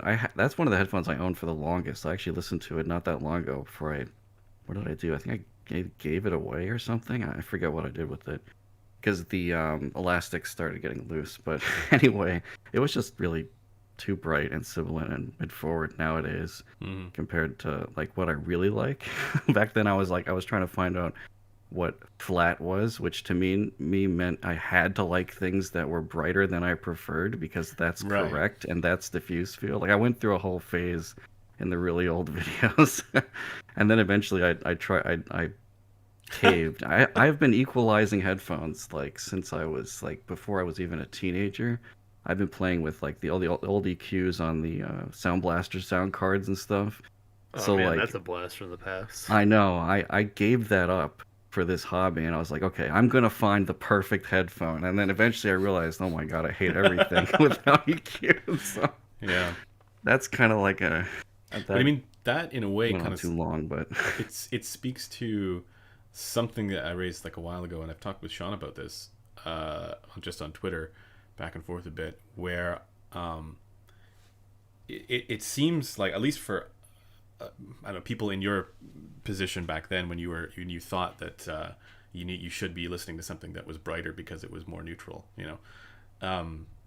that there might be some difference or some distance between what people think is neutral and what they prefer, or at least Yeah, I see Zach, not to interrupt, but go I ahead. see Zach saying that a lot. When he describes his pads as being brighter, he says push towards neutral, like as if he's saying diffuse field is like the classic definition of neutral, which, it was, even if that was. And Blaine still likes that, but I don't know why. But hence HD800. Although that's diffuse field loudness equalize. oh god, no, God, that's let's an not even abomination. talk. That's gonna kill everybody. Don't bring that up. But would you say, Blaine, that you're a Hammershøi and Mahler He's a Mueller enthusiast. Mueller enthusiast? That's got to be one of the nerdiest things we've said on the show. I mean, I'm kind of a fanboy of everyone in that kind of research program. Right. Although Mueller now, I think isn't doing active research anymore, unfortunately. But Dorta is still publishing things from time to time. I'm actually really sad that I missed her at one of the AES conventions. She had a panel on Headphone and sound sources close to the ear stuff, but I didn't end up getting to go. But no, so I mean, I'm a fanboy of all that stuff. I will say, subjectively, I have no issue with Harman. It's not quite to my liking, but I'm basically in the subgroup of people who like less bass and more treble than Harman. What do you think about B&K? I can't remember the name of it. Optimum Hi-Fi? B&K Optimum? Oh, you mean Oratory's thing? Sorry, Oratory yes, Optimum. Yes. Isn't that only for But, IDM? sorry, but isn't that based no, on? it's not. Isn't that based on a B&K target? What is that What's target? his? So Optimum Hi-Fi, and I'm paraphrasing my last conversation with him about it, but my understanding is he took the same underlying data from at least one of the Harman studies and basically compensated for something to do with environmental noise, and the result was basically relatively similar treble behavior but lower bass in the target, and that's his Optimum Hi-Fi. Right. The B&K target is a speaker target, sort of. It's a response. It's a power response target for speakers derived from in-room measurements, really, really long ago by a guy named, I think, Henning Muller for B&K, which is pretty much just what we now consider the classical way a good speaker behaves in a good room. Did someone just super chat without saying anything? Yeah, that happens. Yeah. He asked the question after. Yeah, we'll get to that. But and the metal which shelf is tour. a downward slant at about roughly 1 decibel per octave, which is pretty much in common with the Harman target. What is that one called? What? What is that B&K target called? People just call it the B&K curve sometimes. Okay. I mean, people For don't really. speakers, yeah. Yeah. Okay. There is no real B&K for headphones though. That's standard. No. I thought that was an interesting idea in my mind, but that doesn't really exist. Well, I was only thinking because of the different features that you get on the 4128 and stuff like that, compared to Gross with anthropometric pinna, where you don't get that same feature, right? So it'd look weirder.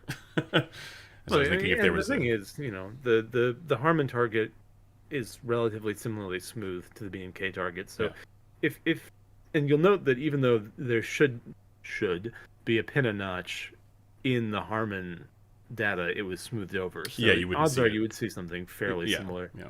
with the 4128 in that scenario. But right, with the same smoothing. yeah, but obviously the ideal is just a little bit more resolution if we want to be looking at headphones in that degree of measurement resolution, which is the point I generally made. Yeah. If the argument is 1/3 octave is sufficient, well, that's probably generally true. Generally, if there's a problem in 1/3 octave, you have a problem, period. And if you don't have a problem in 1/3 octave, odds are it's not a big problem. But yeah, but guys, grain is just unsmooth wiggliness. What is? What if grain is just unsmoothed wiggliness? Oh, but we've got enough counterexamples. So we have been sort of compiling counterexamples. Also, you guys have been doing.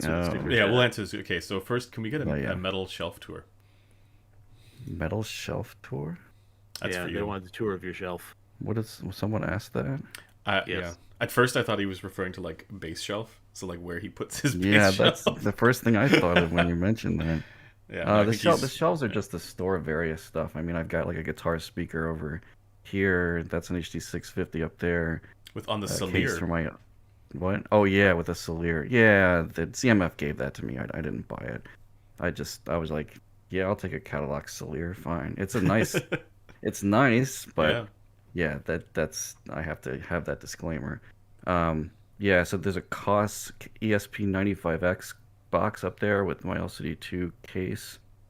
That's an interesting headphone, but won't go into that. This is a Celestion Vintage 30 speaker that came out of my amp.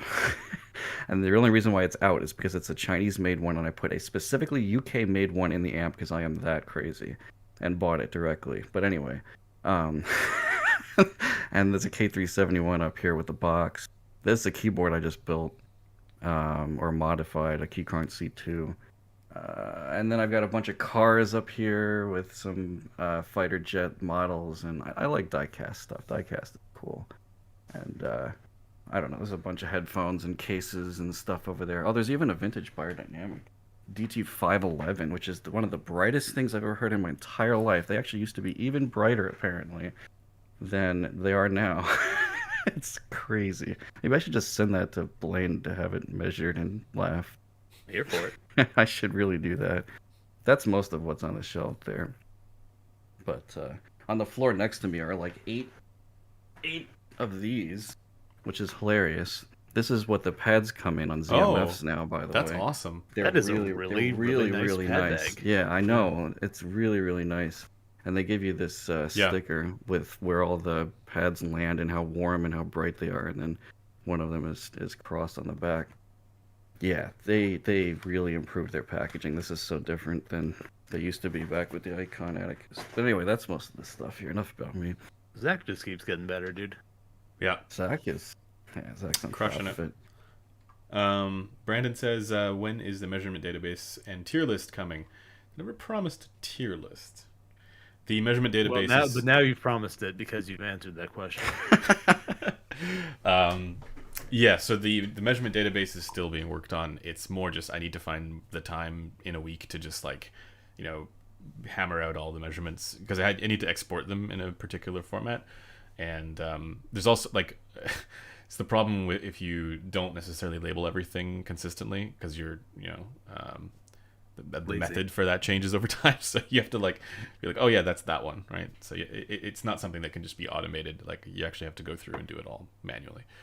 I've done some, but yeah, there's still more to go, and we're also trying to figure out where it's going to live on the website because it is going to be on, at least for now, it's going to be on the headphonedatabase.com, like HPDBS, I think, which is the same one that Oratory uses as well, which makes sense because they should be compatible. So yeah, I don't know when that's going to come out, but ideally before the end of the year. So I hope that answers that question. I see a question from you. Me? Says no. Why you? Would Harman in-room? Would the Harman in-room flat target be more accurate if it is made with? I assume it's Keyman, but With Keyman. Yeah, I assume he means Keymar and Yeah, JBL M2 instead of those Revel speakers or Revell speakers that were used. What do you guys think? I think so. The question is, would the in-room target Accurate be different? to what? Is I think it's like wondering if the speakers in particular that were used might not have been necessarily optimal. I think that's the question. I mean, the F208s I think were used, and those are quite good speakers. Like the question is, what's the right directivity, right? Like the M2 has more controlled directivity than the F208, and it has more constant directivity than the F208. The second one is almost inarguably good, but the first one, the fact that it's narrower a bit, is that better? Is that worse? Would an Omni speaker be better? Would a dipole be better? Should we be getting an LX 521 in the Harman room? So that question is basically down to your philosophy of how your target curve should be derived. The F208s and all the Rebels in general are pretty much the exemplification of what good hi-fi measures like. So using that as your baseline for an in-room target for hi-fi speakers or for hi-fi headphones that sound like hi-fi speakers makes sense to me. But there's no reason that that's necessarily the canonical correct one. It's just sort of. But also, I will note, it doesn't necessarily change things that much to change the directivity of the speakers. It does change things. And in fact, Chris Struck has a really nice paper on that, which we talked about with Sean Olive. But for normal speakers like the M2, like the... Sorry, mechanical keyboard people are talking in the chat. Go ahead. Sorry. For normal speakers that have omnidirectional bass and that are directional in the treble and are relatively constant directivity, the differences are not going to be as big as you might think. Right. Where things get weird is with omnis or with magnepans or dipoles or any weird speaker. Dutch and Dutch 8C would be different, I'm sure. Right. I have a question for Metal here, and it says, don't you think you're biased towards EQing given your history with it? I mean, you EQ everything. Yeah. It's part of who you are. Does it make you biased to advocate EQing? I know. I answered it with a chat message, but to reiterate that, I don't understand, because I'm not saying that everybody has to use it, or the only bias it has for me is that I will take headphones that I wouldn't normally like, which is 99% of them without EQ, and find gems where with EQ the driver sounded good enough to me, like, I guess we could, to use your terminology, internally, that with EQ it brings out a lot more a lot better preference from me. Yeah. So I don't see that as a bias. I see that as more of like, well, it's not like we're going to tell you must use it. If you don't use it, then you're like a different type of reviewer or something. Like I'm not sure. I am this person was absolutely asking. sympathetic to the idea of reviewing without doing EQ, because I don't think, like, I think actually, like, saying, okay, yeah, everybody should EQ their stuff, like, as much as I have that opinion, I don't think it's realistic to expect everybody to do that, So, I actually think for most people, they're probably not going to. And so this is why I think something that, talking with Kryn about it, he obviously doesn't review based on, EQ. But to your point, Metal, I think it's a tool that helps it reveals things about the headphones that you wouldn't otherwise necessarily, right, recognize. I mean, I suppose you could recognize that stuff. Like, you could recognize how good the steak is, even though there's a rampaging gorilla, right? Like, you could potentially. It's just that it's so much easier to take the gorilla out of the room. I'm always going to go back to that analogy. It's perfect. Also, Michael, thank you. Someone's asking what... Oh, sorry. By the way, guys, Michael has a review channel. So definitely, Michael De Lazar has a review channel. Check that stuff out. Sorry. Go ahead. Someone was asking what metal switches are.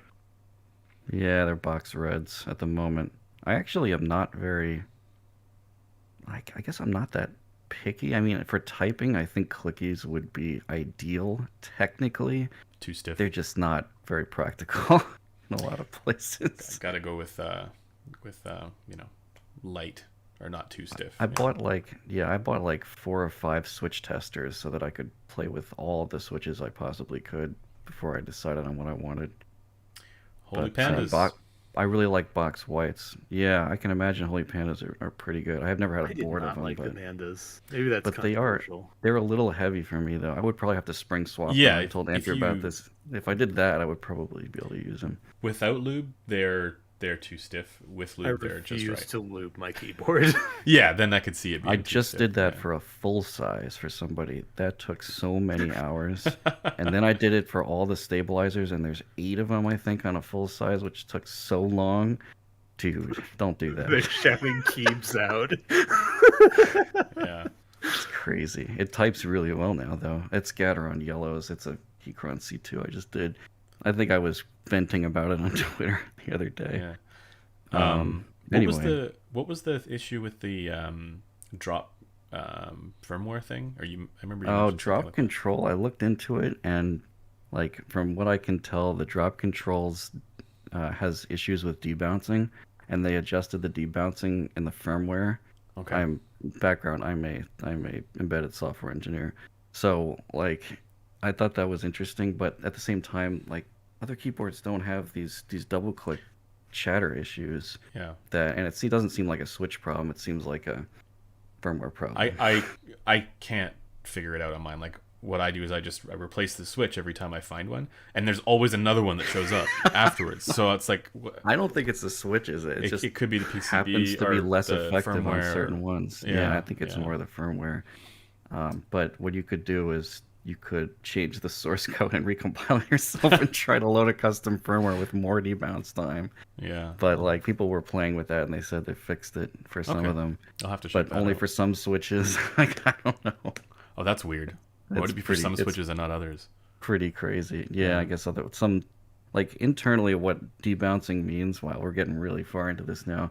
But really quickly, when you like on a micro level, when you actually push a switch down and then release it, like the contacts chatter just a little bit, like just a little bit, and then you get like 100 key presses in real life.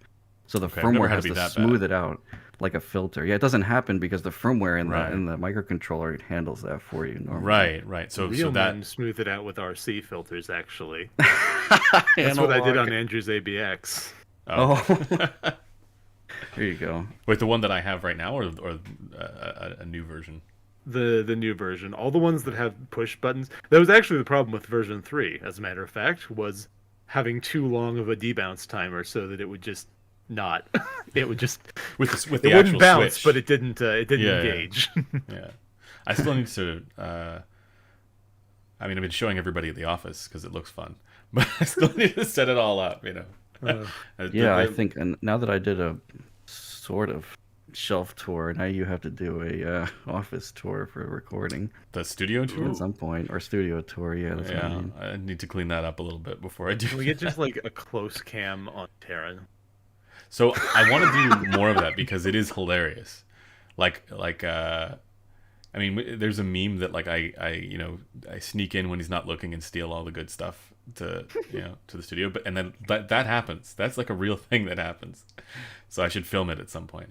He's like GoPro. yeah. Yeah, I should film more of The Office because it's a nice space and it's in a nice location that has a good view, and we don't have we've moved most of the headphones out right now because it's actually it's a area where work takes place, but yeah, there's still like a lot of headphones in there, a lot of stuff in there. And like everybody who's working has some crazy stack and a nice headphone that they're using. It's one of the benefits, I guess. Oh boy, this person is not going to stop until I answer. So I guess I have to answer. What is the 1% of cans that I don't equalize? That's actually going to be hard to think of off the top of my head because there are not many. Okay. While you're thinking, I'm just going to say I use Gatoron's silent brown switch just to bother the guy who keeps saying keeps out. Are those similar to just cherry browns? No, because cherry browns feel cherry like browns are cherry scratchy. red that have sand in them. Yeah, that's very accurate. I hate them so much. Yeah. But I was a daily cherry brown user, and I don't know how I lived with that now that I have different switches. No, the silent browns I actually quite like. They feel good. You don't bottom out quite as much. It's a nice tactile feeling. I'll have to. What's the actuation force? I think it's really 50, low. The 40. Oh Gateron, wow. It's Okay, I need low. to try that because they use the Gateron red springs, which are about 50 gram. I actually measured it using coins and a scale to figure out what it really was. that's how I used to do it too. The bottom out is about 50 grams. It's really light on Gateron. So the thing I don't like about GATs is that their actuation point is further down past 2 millimeters, I know what you I mean. don't see that on like any. But graphs realistically, almost. I bottom out that shit anyways all the time. But yeah, so- if everybody bottoms out, Yeah. that's not gonna matter. I just don't like. I need to. The It's Holy really Pandas light. are fine. Like I like them actually. They feel good, but I don't think I could ever go stiffer than 65. You know, Oh God, no. like I don't Someone I think know it goes used a different than 100-gram 60. keyboard. I like Oh you my get like God. arthritis in your hands by doing that. You know. No, that guy was Yeah. just like he just thinks we're handlets. He just had God. bulging hand muscles. All right, I thought of a headphone that I don't need EQ. Okay. Nice. Drum roll, please. No, I'm kidding. Flux's LCD4. Well, that's close. I actually made him an EQ profile for that specific unit though, but it was Okay. really close. No, the Dunu SA6 is absolutely awesome, and I Aha. know we agree on that one so much. I mean, it SA6. could be EQ'd if you wanted to reduce the there's a tiny 5.5K. Is that what I'm gonna say now? Jesus. 5.5K peak on it, but it's so minor that I almost don't even notice it. And that's after like a week of trying it. So that's one U12T of as them. well, probably then. Pretty similar. U12, yeah, the U12T sounds really good, but I think my hearing isn't good enough to hear the 19K or whatever peak it has for the last level of detail. Keeping or in mind something. too that stuff I don't know if it's actually there because of the couplers Didn't not being Precog say accurate. he He heard it at noticed, 17K, right? yeah. Oh, Yeah, okay, okay. I think somewhere around I think there, that's still beyond what I can hear now. right. But anyway, yeah. Pretty sure. no, Didn't you say you could only hear to 14K yeah, years I'm ago? somewhere around 14, and that's really quiet. Like I have to crank my amp, and then I can hear 14K. It's it's Casting barely all there. kinds of aspersions on your credibility. Pretty bad. This is why I retired. I turned into tile. Yeah. But No, 14K is Tile's still hearing better is really than going. Tile. No, Tile Tile was said he was 8. mismatched. I think he said too between Oh. the 2 years, which is really weird. Come from listening to headphones that have poor channel balance for too long. I think that comes from going to too many live shows without Yeah. earplugs. Yeah, fair enough. Yeah, One it side's does. closer to the speaker. Yeah. I never expected to do this on YouTube at all, so I listened to music really loud in high school. It wasn't good on those CD players and really sensitive old neckband headphones from Yeah. that era. Yeah, it was not good. I But used to be a drummer, and I remember there would be times after my practice sessions where I physical pain and just the yeah, ringing. wow, that's It's when you get physical pain. it's That's real bad. Yeah, and it's Jeez. that was so bad but weirdly Yeah. it hasn't hit me yet. I still can It hear will, don't worry. 17K, but I'm sure it's gonna catch up with me. You eventually are gonna. Yeah, You eventually are gonna lose the. For me, it's 17K gonna happen is anyway. But the top for I can hear the tone, but it's quieter for sure. do you have to if you turn up the amp a lot, you might be able to get a little bit further. But Oh yeah, it's where probably. it really But cuts yeah, off. yeah. That's It's still definitely pretty quieter. good. Yeah. Yeah. So trust Resolve. He can hear. I think I can hear higher than Resolve, but I was born with tinnitus, so I was just born Oh broken. really? Okay. Yeah. You just have constant 18K going on. There's a way it's to isolate actually the lower. I frequency. think it's the tone in my head sounds more like, I don't know, 16K or something, but it's just been there forever. It's just the voices. Yeah, I used to be able to hear TV tubes when I was really young, so I I still definitely hear those. I definitely had really sensitive. Actually, I always had sensitive hearing, which is odd to say. Like when people would speak loudly when I was really young, apparently I would cry because it hurt or something. it's Like still I had crying. really sensitive. Hyperacusis. Yeah, I think I was born with that, and But that makes it Somehow a good headphone eventually- reviewer, 'cause you somehow, notice yeah, somehow eventually. Now he just cries when headphones have upper mids. Yeah, Yeah. exactly. But I think that's because I play electric guitar and I have since 2004. So I know exactly what a guitar amp is supposed to really sound like, and so many recordings of it are just crank the mids more. Right. And so metal is just metal's not well mastered mostly anyway. So Yeah. Is there any well-mastered metal? there actually is, Yeah. but it's probably not going to be a normal genre. That's Like- Leprous. Prog album. metal doesn't count. Okay, yeah. Doesn't- I mean, I was telling Metal this, I was listening to Slayer and Pantera on the Aria Stealth Magnet, Oh man. which I thought would be worse than it actually was. I ended up I didn't switch to anything. I was like, all right, I'm into it. And no Rhino, it doesn't actually hurt when I have certain frequencies. It's just really annoying. I don't know. I don't know if I actually am hypersensitive to upper mids. Maybe it's the way my ears are shaped. I have no idea. But What is your favorite language and why is it Python? it's not Python. Although I like Python 3, but I'm mostly a C and C++ developer, really old school. Hmm. But Python is fun. I Yeah. like it because VS Code is fun. It's like a video game. Programming for me is like a video game, like typing as fast as possible using VI shortcuts all day long. Like I will watch people work and be like, "Oh, that's Control Shift something. Oh no, that's F3." Like I'm really annoying when it So comes to like that stuff. I see a comment here. I'm not sure if it's directed at me or who, but I recently came across your comments on the Empyrean Elite. I think it's just Elite, not Empyrean Elite. How do you explain the differences that other professional reviewers have said about the two Empyreans? Again, I think it's Empyrean is one and the Elite is the other, but I'm saving and I thought I was sure. Um, Is I it just called the Elite? Yeah, Oh. I think there was some thing with the packaging where on the box that they sent it said Empyrean Elite, but I don't know if that's the same box that they're sending now because we got a demo unit, and so I think that was maybe why. But so I think that's because they're not discontinuing the Empyrean. I think that's what's going on there. It's just a different model, right? But this question, there's a bigger kind of context there because I got asked this question in context of different products as well, where people say, "How can you say, what you said about this, given what other professional reviewers have said about it, where there's disagreement there, right?"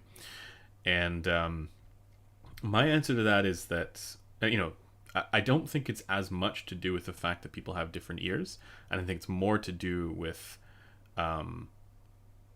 having a certain frame of reference. So, for example, I think because Metal and I both do these EQ things to try and identify various different things, and we pay attention to frequency response, we're going to have a similar frame of reference. We might have some slight differences in approach, but we're going to value those two things. Similarly with Clinical, where he's going to value those two things as well, a frequency response and then whatever else there might be. I like that he separates it into like a different category in I his love ranking that. list. I think that's Yeah. really important. I hope that and Blaine should cringe at that, but because it's all frequency response. Yeah. I hope that we can prove listen, that listen. with some of these experiments that you guys want to run. I feel like I'm Olaf was the straw was just man telling me that. antagonist sometimes. The antagonist. See, my goal is to prove, like, at least to myself, that the HE1 is a scam, and we can do it by taking a $5 IEM and just EQing it. Like, if we could do that, that would be fascinating. Not only fascinating, but like it would really propel the market in an interesting direction, possibly. Yeah. So You say that, but like, and I say this every time, the speaker world seems to indicate that no matter how well you can do with a cheap product, there's still going to be people making just flaming trash fires for 20 yeah, times as much. I'm sure it'll still exist, but like people who look into the science will be like, "Oh, I don't need that." That's like I don't think know, that people who material look too into the expensive or science are a something. big market demographic. No, that's yes, that is the limiting factor here. With my opinion, it's like to us maybe it'll be like, "Whoa, that's really awesome," but we're like, yeah, we're like almost non-existent in the grand consumer base, unfortunately. Here's something that's a little bit off topic from that. We can go back to that afterwards, but um, Death Magnetic sounds worse than Saint Anger production-wise. I'm inclined to agree. Oh, it does. It Death actually Magnetic clips. is so bad. I don't know how. I don't think that most metal actually clips. I think most of it's just compressed to hell, and it's very thin sounding. Awful, It doesn't awful. really just. It's I really bad. It's um not doesn't clip, but Death Magnetic actually clips, which is just stupid because that's so avoidable. Would it be I a hot take to say that American metal tends to be worse mastered than European metal? I don't think that's I don't think it's a hot much take. of a No, hot take. no. Just seeing the comment there about producer Jens Bogren. I saw that and I was like, wait, I know that name, and then I realized I saw the comment earlier about Ghost Reveries, and as much as I don't know if I would say that that's like the best metal like mastered recording, but like for its time, I think it was pretty good. Like at least it was way better than the other stuff that they had before. So and definitely that's my favorite band right there, and one of my like number one albums of all time. But it's a little bit esoteric, a little bit niche because not everybody's into that type of music.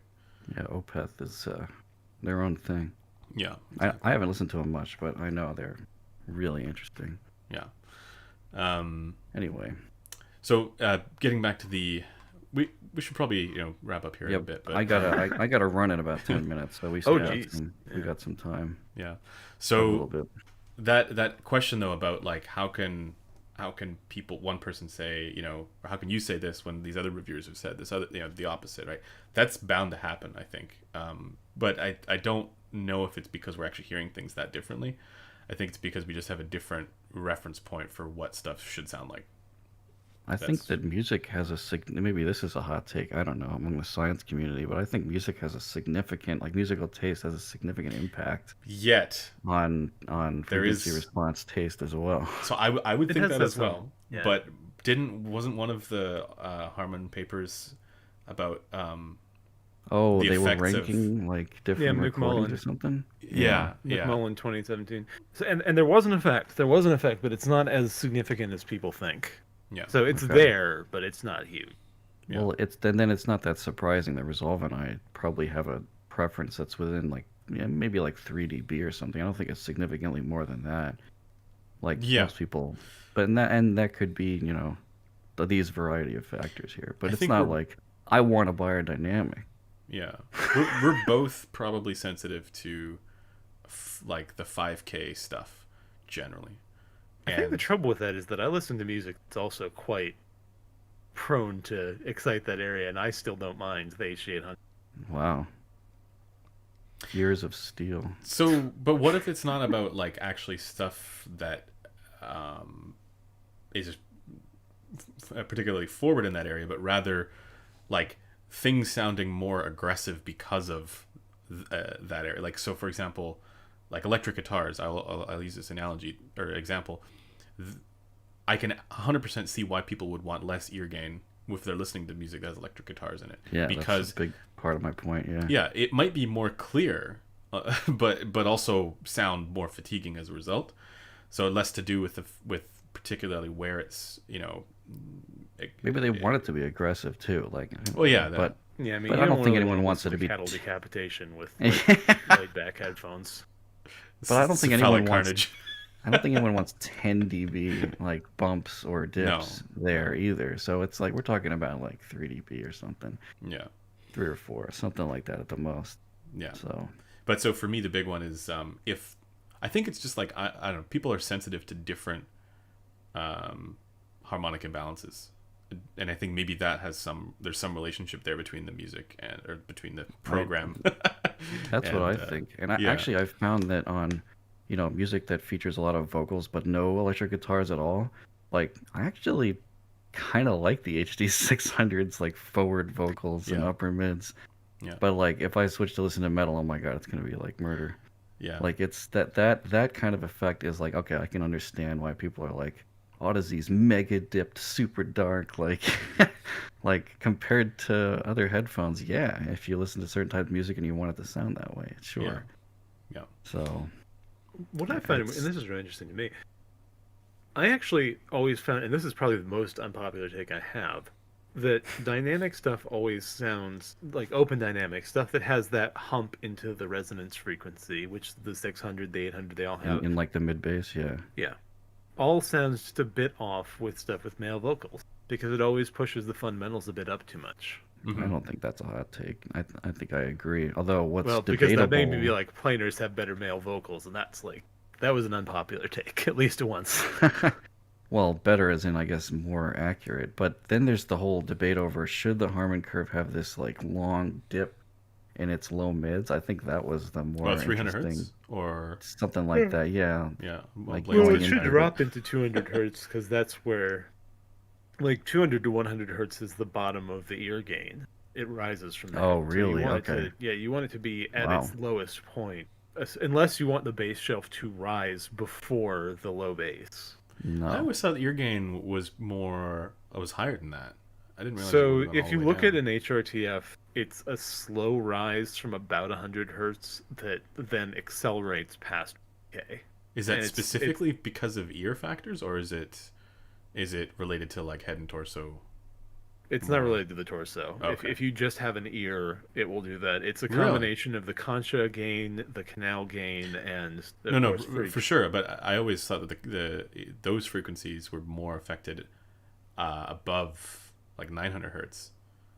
They are. I mean, you have more gain above 900 gain, hertz than you do below, obviously. But the rise starts below 200 hertz. I didn't realize it went all the way that far down. Yeah, me That's also why I complain so much about Chronicles. I was going to say Crin's target is kind of messed up. I've been complaining about this for literally years. If you want to have pays attention to me. If you want to have no base shelf, then it shouldn't just be a flat line going all the way down starting from what, like 800 hertz or something. Crin's going to watch this. It should be a flat line. Yeah. Well, no, he's heard this before. I've talked to him about this before. But he's basing his target on that old image of that Tile used on Inner Fidelity where it showed the different gain factors. I love that. And it showed them. I'm gonna rage. His reasoning for Tile's reason for using it was because it was the best that he could find, and I think then that got used in multiple different places. But I mean, it's worth mentioning. Oh, is that completely wrong? Well, it's not completely wrong. It's a set of the things contributing to the HRTF from 45-degree angle in a free field. Yeah. That's not the HRTF we actually want. Right. Also, that image gets used way too much. So that's worth. Field. Oh, yeah, it's worth updating the, I guess, public public thought towards ear gain, I guess, and that specific image. But sorry, that interrupted the other point about the dip, which I assume is because that's where the crossover frequency was. No, that didn't really interrupt it. That was kind of like the dip in a Harman is just the low point. The lowest point, yeah. The HRTF. Like if you look at a DF HRTF, its low point, like it's flat below roughly 100 hertz. It's a slow slope up from there, and then it goes the big spike. So that makes so much sense for why there's so many people are saying you shouldn't have that dip. Yes, it's not a dip. It's actually the end of it's the end of the ear gain that then goes into the rise that of makes the base sense. shelf. So that's not probably correct. That is correct. But it was interesting is I think a lot of people actually prefer a slight boost in that, and actually people like thick sometimes. Yeah, thick. I actually don't mind thick all having the time. some warmth over there. So somebody's gonna clip that. Well, that's why you have us on, right? Yeah, exactly. But so there is an example though where I would argue that a deviation there to not have the dip is totally innocuous compared to a deviation of a similar level at 5K. I would actually argue there should be a dip at 6K. Really?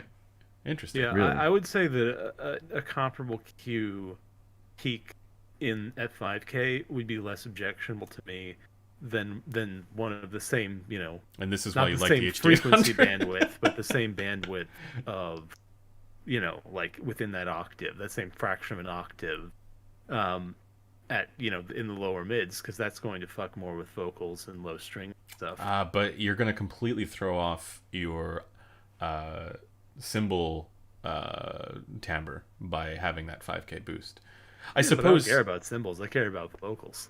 So I care about cymbals, and this is the effects of. Well, Blaine's HD800 is mad thick by the Harman target though. It is. It's like some people have called it warm because the bass is. And I have like argued that before. There is a downward slant through the mids. It has a laid back mid range. It then has a spike in the treble, but the mid range of the HD800 actually is warm slant. Is that SDR modded? No. God. Oh, okay. Stock HD800. Jeez. Yep. I had so much when I first got mine years ago. I had so much buyer's remorse. I was so surprised how bright it was. Man, that's a phrase I haven't heard in fucking forever. Buyer's remorse. Remember when everyone was saying that one? Oh yeah. That's weird. There's lots of memes that need to get revived. Like the Baldo E100. Oh man, I mentioned that the other day on Reddit, and everyone was like, wait, what? I was like, wow, this I've been on this sub for too long. Very, what very old meme earbud. It's like 20 or $30 and Like barely 10 fits in your bucks. ear at all. Oh, was it like 10? I don't remember what's how it cheap it called? was. It was the What- Baldoor B E100.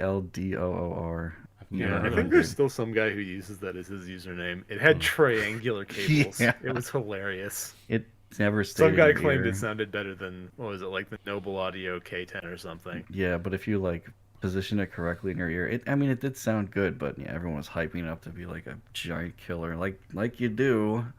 It seems like everything is a giant killer now, like harmonic dying or something too. No, There must be no giants left at this point. No. The Yeah. giant killers are having to kill each other. Giant Yeah. killers. They do though. I mean, Moondrop Starfield. Metal was gonna actually even talk about that. That was a giant killer, and now there's the Aria, which is Starfield the is great. I wanted to hear the aria, but I Yeah. assume it's pretty similar. But I there's actually a think it's bunch of better other for people targeting tuning. like 100 to 150 now too. Wasn't Yeah. one of the Taunch Gym ones? yeah. That's Targeting what that That's how you range? pronounce that. I have no idea. I always just read it as Tac Gym. Is it? Thomas Jim. It still doesn't sound any less ridiculous. No, they both sound ridiculous. Oh, briefly before Metal goes, you had some IEMs that you wanted to talk about. Oh, I don't know. Up to you. I talked about the corks already, I think, on Twitter. Yeah, they come with this bag. What are they, like $13? Yeah, but one thing I will say is that if you wanted to hear the MH755, but you can't really get them anymore, that's a really interesting headphone or IEM to explore because it's kind of got that upper mid presence that the Sony's had, and I don't know, it doesn't do anything super wrong, and it's $13. Like, just get a Moondrop Quarks. Not sponsored. I literally just bought this myself. It's $13, guys. Am I really gonna like? Did I hear Metal sponsored by Moondrop? Yeah. Here goes the chat. But yeah, the Quarks is really interesting. I mean, it's totally worth, like, I tried them for a while, then I put the Starfields on, and I'm like, oh man, yes, okay, there is a significant jump here still, especially in the treble. The Starfield's a lot better there. But Even though that something was that the issue that I had with the Starfield was the treble wasn't quite. it's kind of shelved and has like a dip, I guess, but like Yeah, the it's the upper dip, treble yeah. sounds really good to me, at least. Yeah. For that price, it's crazy. And then this is really surprising. This is like a Pixel Buds A that I got for free because I pre-ordered a Pixel 6 Pro, as you do. And then OnePlus. this gang, sounds good. Like, what is going on? They do Like, good work. I am so surprised. But what's interesting is that when I looked at the ratings, I had already seen the ratings response. So actually, I was biased to think it was going to be shouty, but it wasn't. It actually sounded really close to like what I would want an IEM to be tuned as, except it's a little bright in the mid treble. So I missed that on my Twitter impression as I listened So, more. the conclusion is to pre-order Pixel 6 Pro so you for the just so sake you of can the- get these. Yeah. I want to try makes sense. sense. That was really Grell's interesting. new Axel Grell's new IEM. It looks interesting. Oh yeah, Yeah. I haven't seen the it freaking- looks Grell so audio. strange though. yeah, Like yeah. appearance-wise. Yeah. How much is that? I heard about it, but I don't know anything about it. It's I don't remember. Under 100, I think, or around. Oh, 200. really? Oh, okay. It's a wait. I should know that. $200. 200. Wow. Okay. I thought it was cheaper than that. Oh. Oh yeah, it is 200. Yeah. Okay. I lied. But yeah, I'll have the IEMs 7 Hertz Timeless next week, so that'll be really fun because I want to like compare that to the Starfield and see if it kicks its butt for like 160 You got to listen to bucks. this one. This is the Kiwi Ears Orchestra. K Bear. I will never not see Kiwi that Ears. name and say I K do Bear. also read it as Yeah, K-Bear. K-Bear, yeah. K-Bear, they're the folks who do there's another brand that they do as well, I think, right? And it's the Oh, it's the same OEM. I don't know what the Yeah. one is. yeah, and it's the one that has the crazy treble. Starshine or Starlight, Tri Audio. Oh, I never heard I think of they're that. the same folks. Yeah. There's so many IEMs that are out these days, but like what I love about like we were talking about different tunings earlier, but like so the Kiwi Ears Orchestra, or right this one here. It's not gonna. There it is. It took a second. Oh, it's a It's 2-pin. Oh, thank God. yeah. Or It's is it not a? a. Okay. It's a. For me, it's like an alternative SA6. You know, Oh wow, that's interesting. like it's like if it's like S or like a higher end An Blessing 2 kind. SB6. So it's not perfect because it's like it has some like I don't know. It doesn't have a distinct sub bass shelf. It's basically like an example of something that sounds awesome that's not. It doesn't match any target that I've seen. Like it, but still like very But it clever sounds in its good. tuning. Like I every time I hear it, I go, that's clever. I get what they're doing and it makes sense and it's clever. And speaking of the ear gain dip there, or the 300 hertz lower mid dip, it doesn't follow any sort of dip there. Which I mean, obviously we're talking about IEMs now, not so we're dealing with different effects. But even I think even the Harman IEM target has a pretty significant sub bass shelf, right? So. Oh yeah, more, Yeah. So this doesn't have. It's just a much more gradual kind of bass elevation there. But All right. We Oh, should I gotta- probably wind Yeah. up. I gotta drop off I now. have to go. Metal has to go. yeah, Okay. and my camera's was just fun. starting to overheat, so Oh wow, that's the perfect. it's on the yellow. timing. Yeah. Wow. Alrighty, guys. Right. Yeah. Thanks, of course, to Metal and to Blaine, and we will see you guys in the next one. Fun as Thanks always. to everybody Thanks in the for- chat. Thanks all for of your tolerating questions. the audio science. No, this is fun. This is awesome. This is the right. I like the group. I Yeah. hope I hope everyone else agrees. It's Yeah. a fun time. We Definitely. should keep doing this. Definitely. I'm game. Yeah. Alrighty, Alright. guys. Take Just gonna let care. the stream catch up here.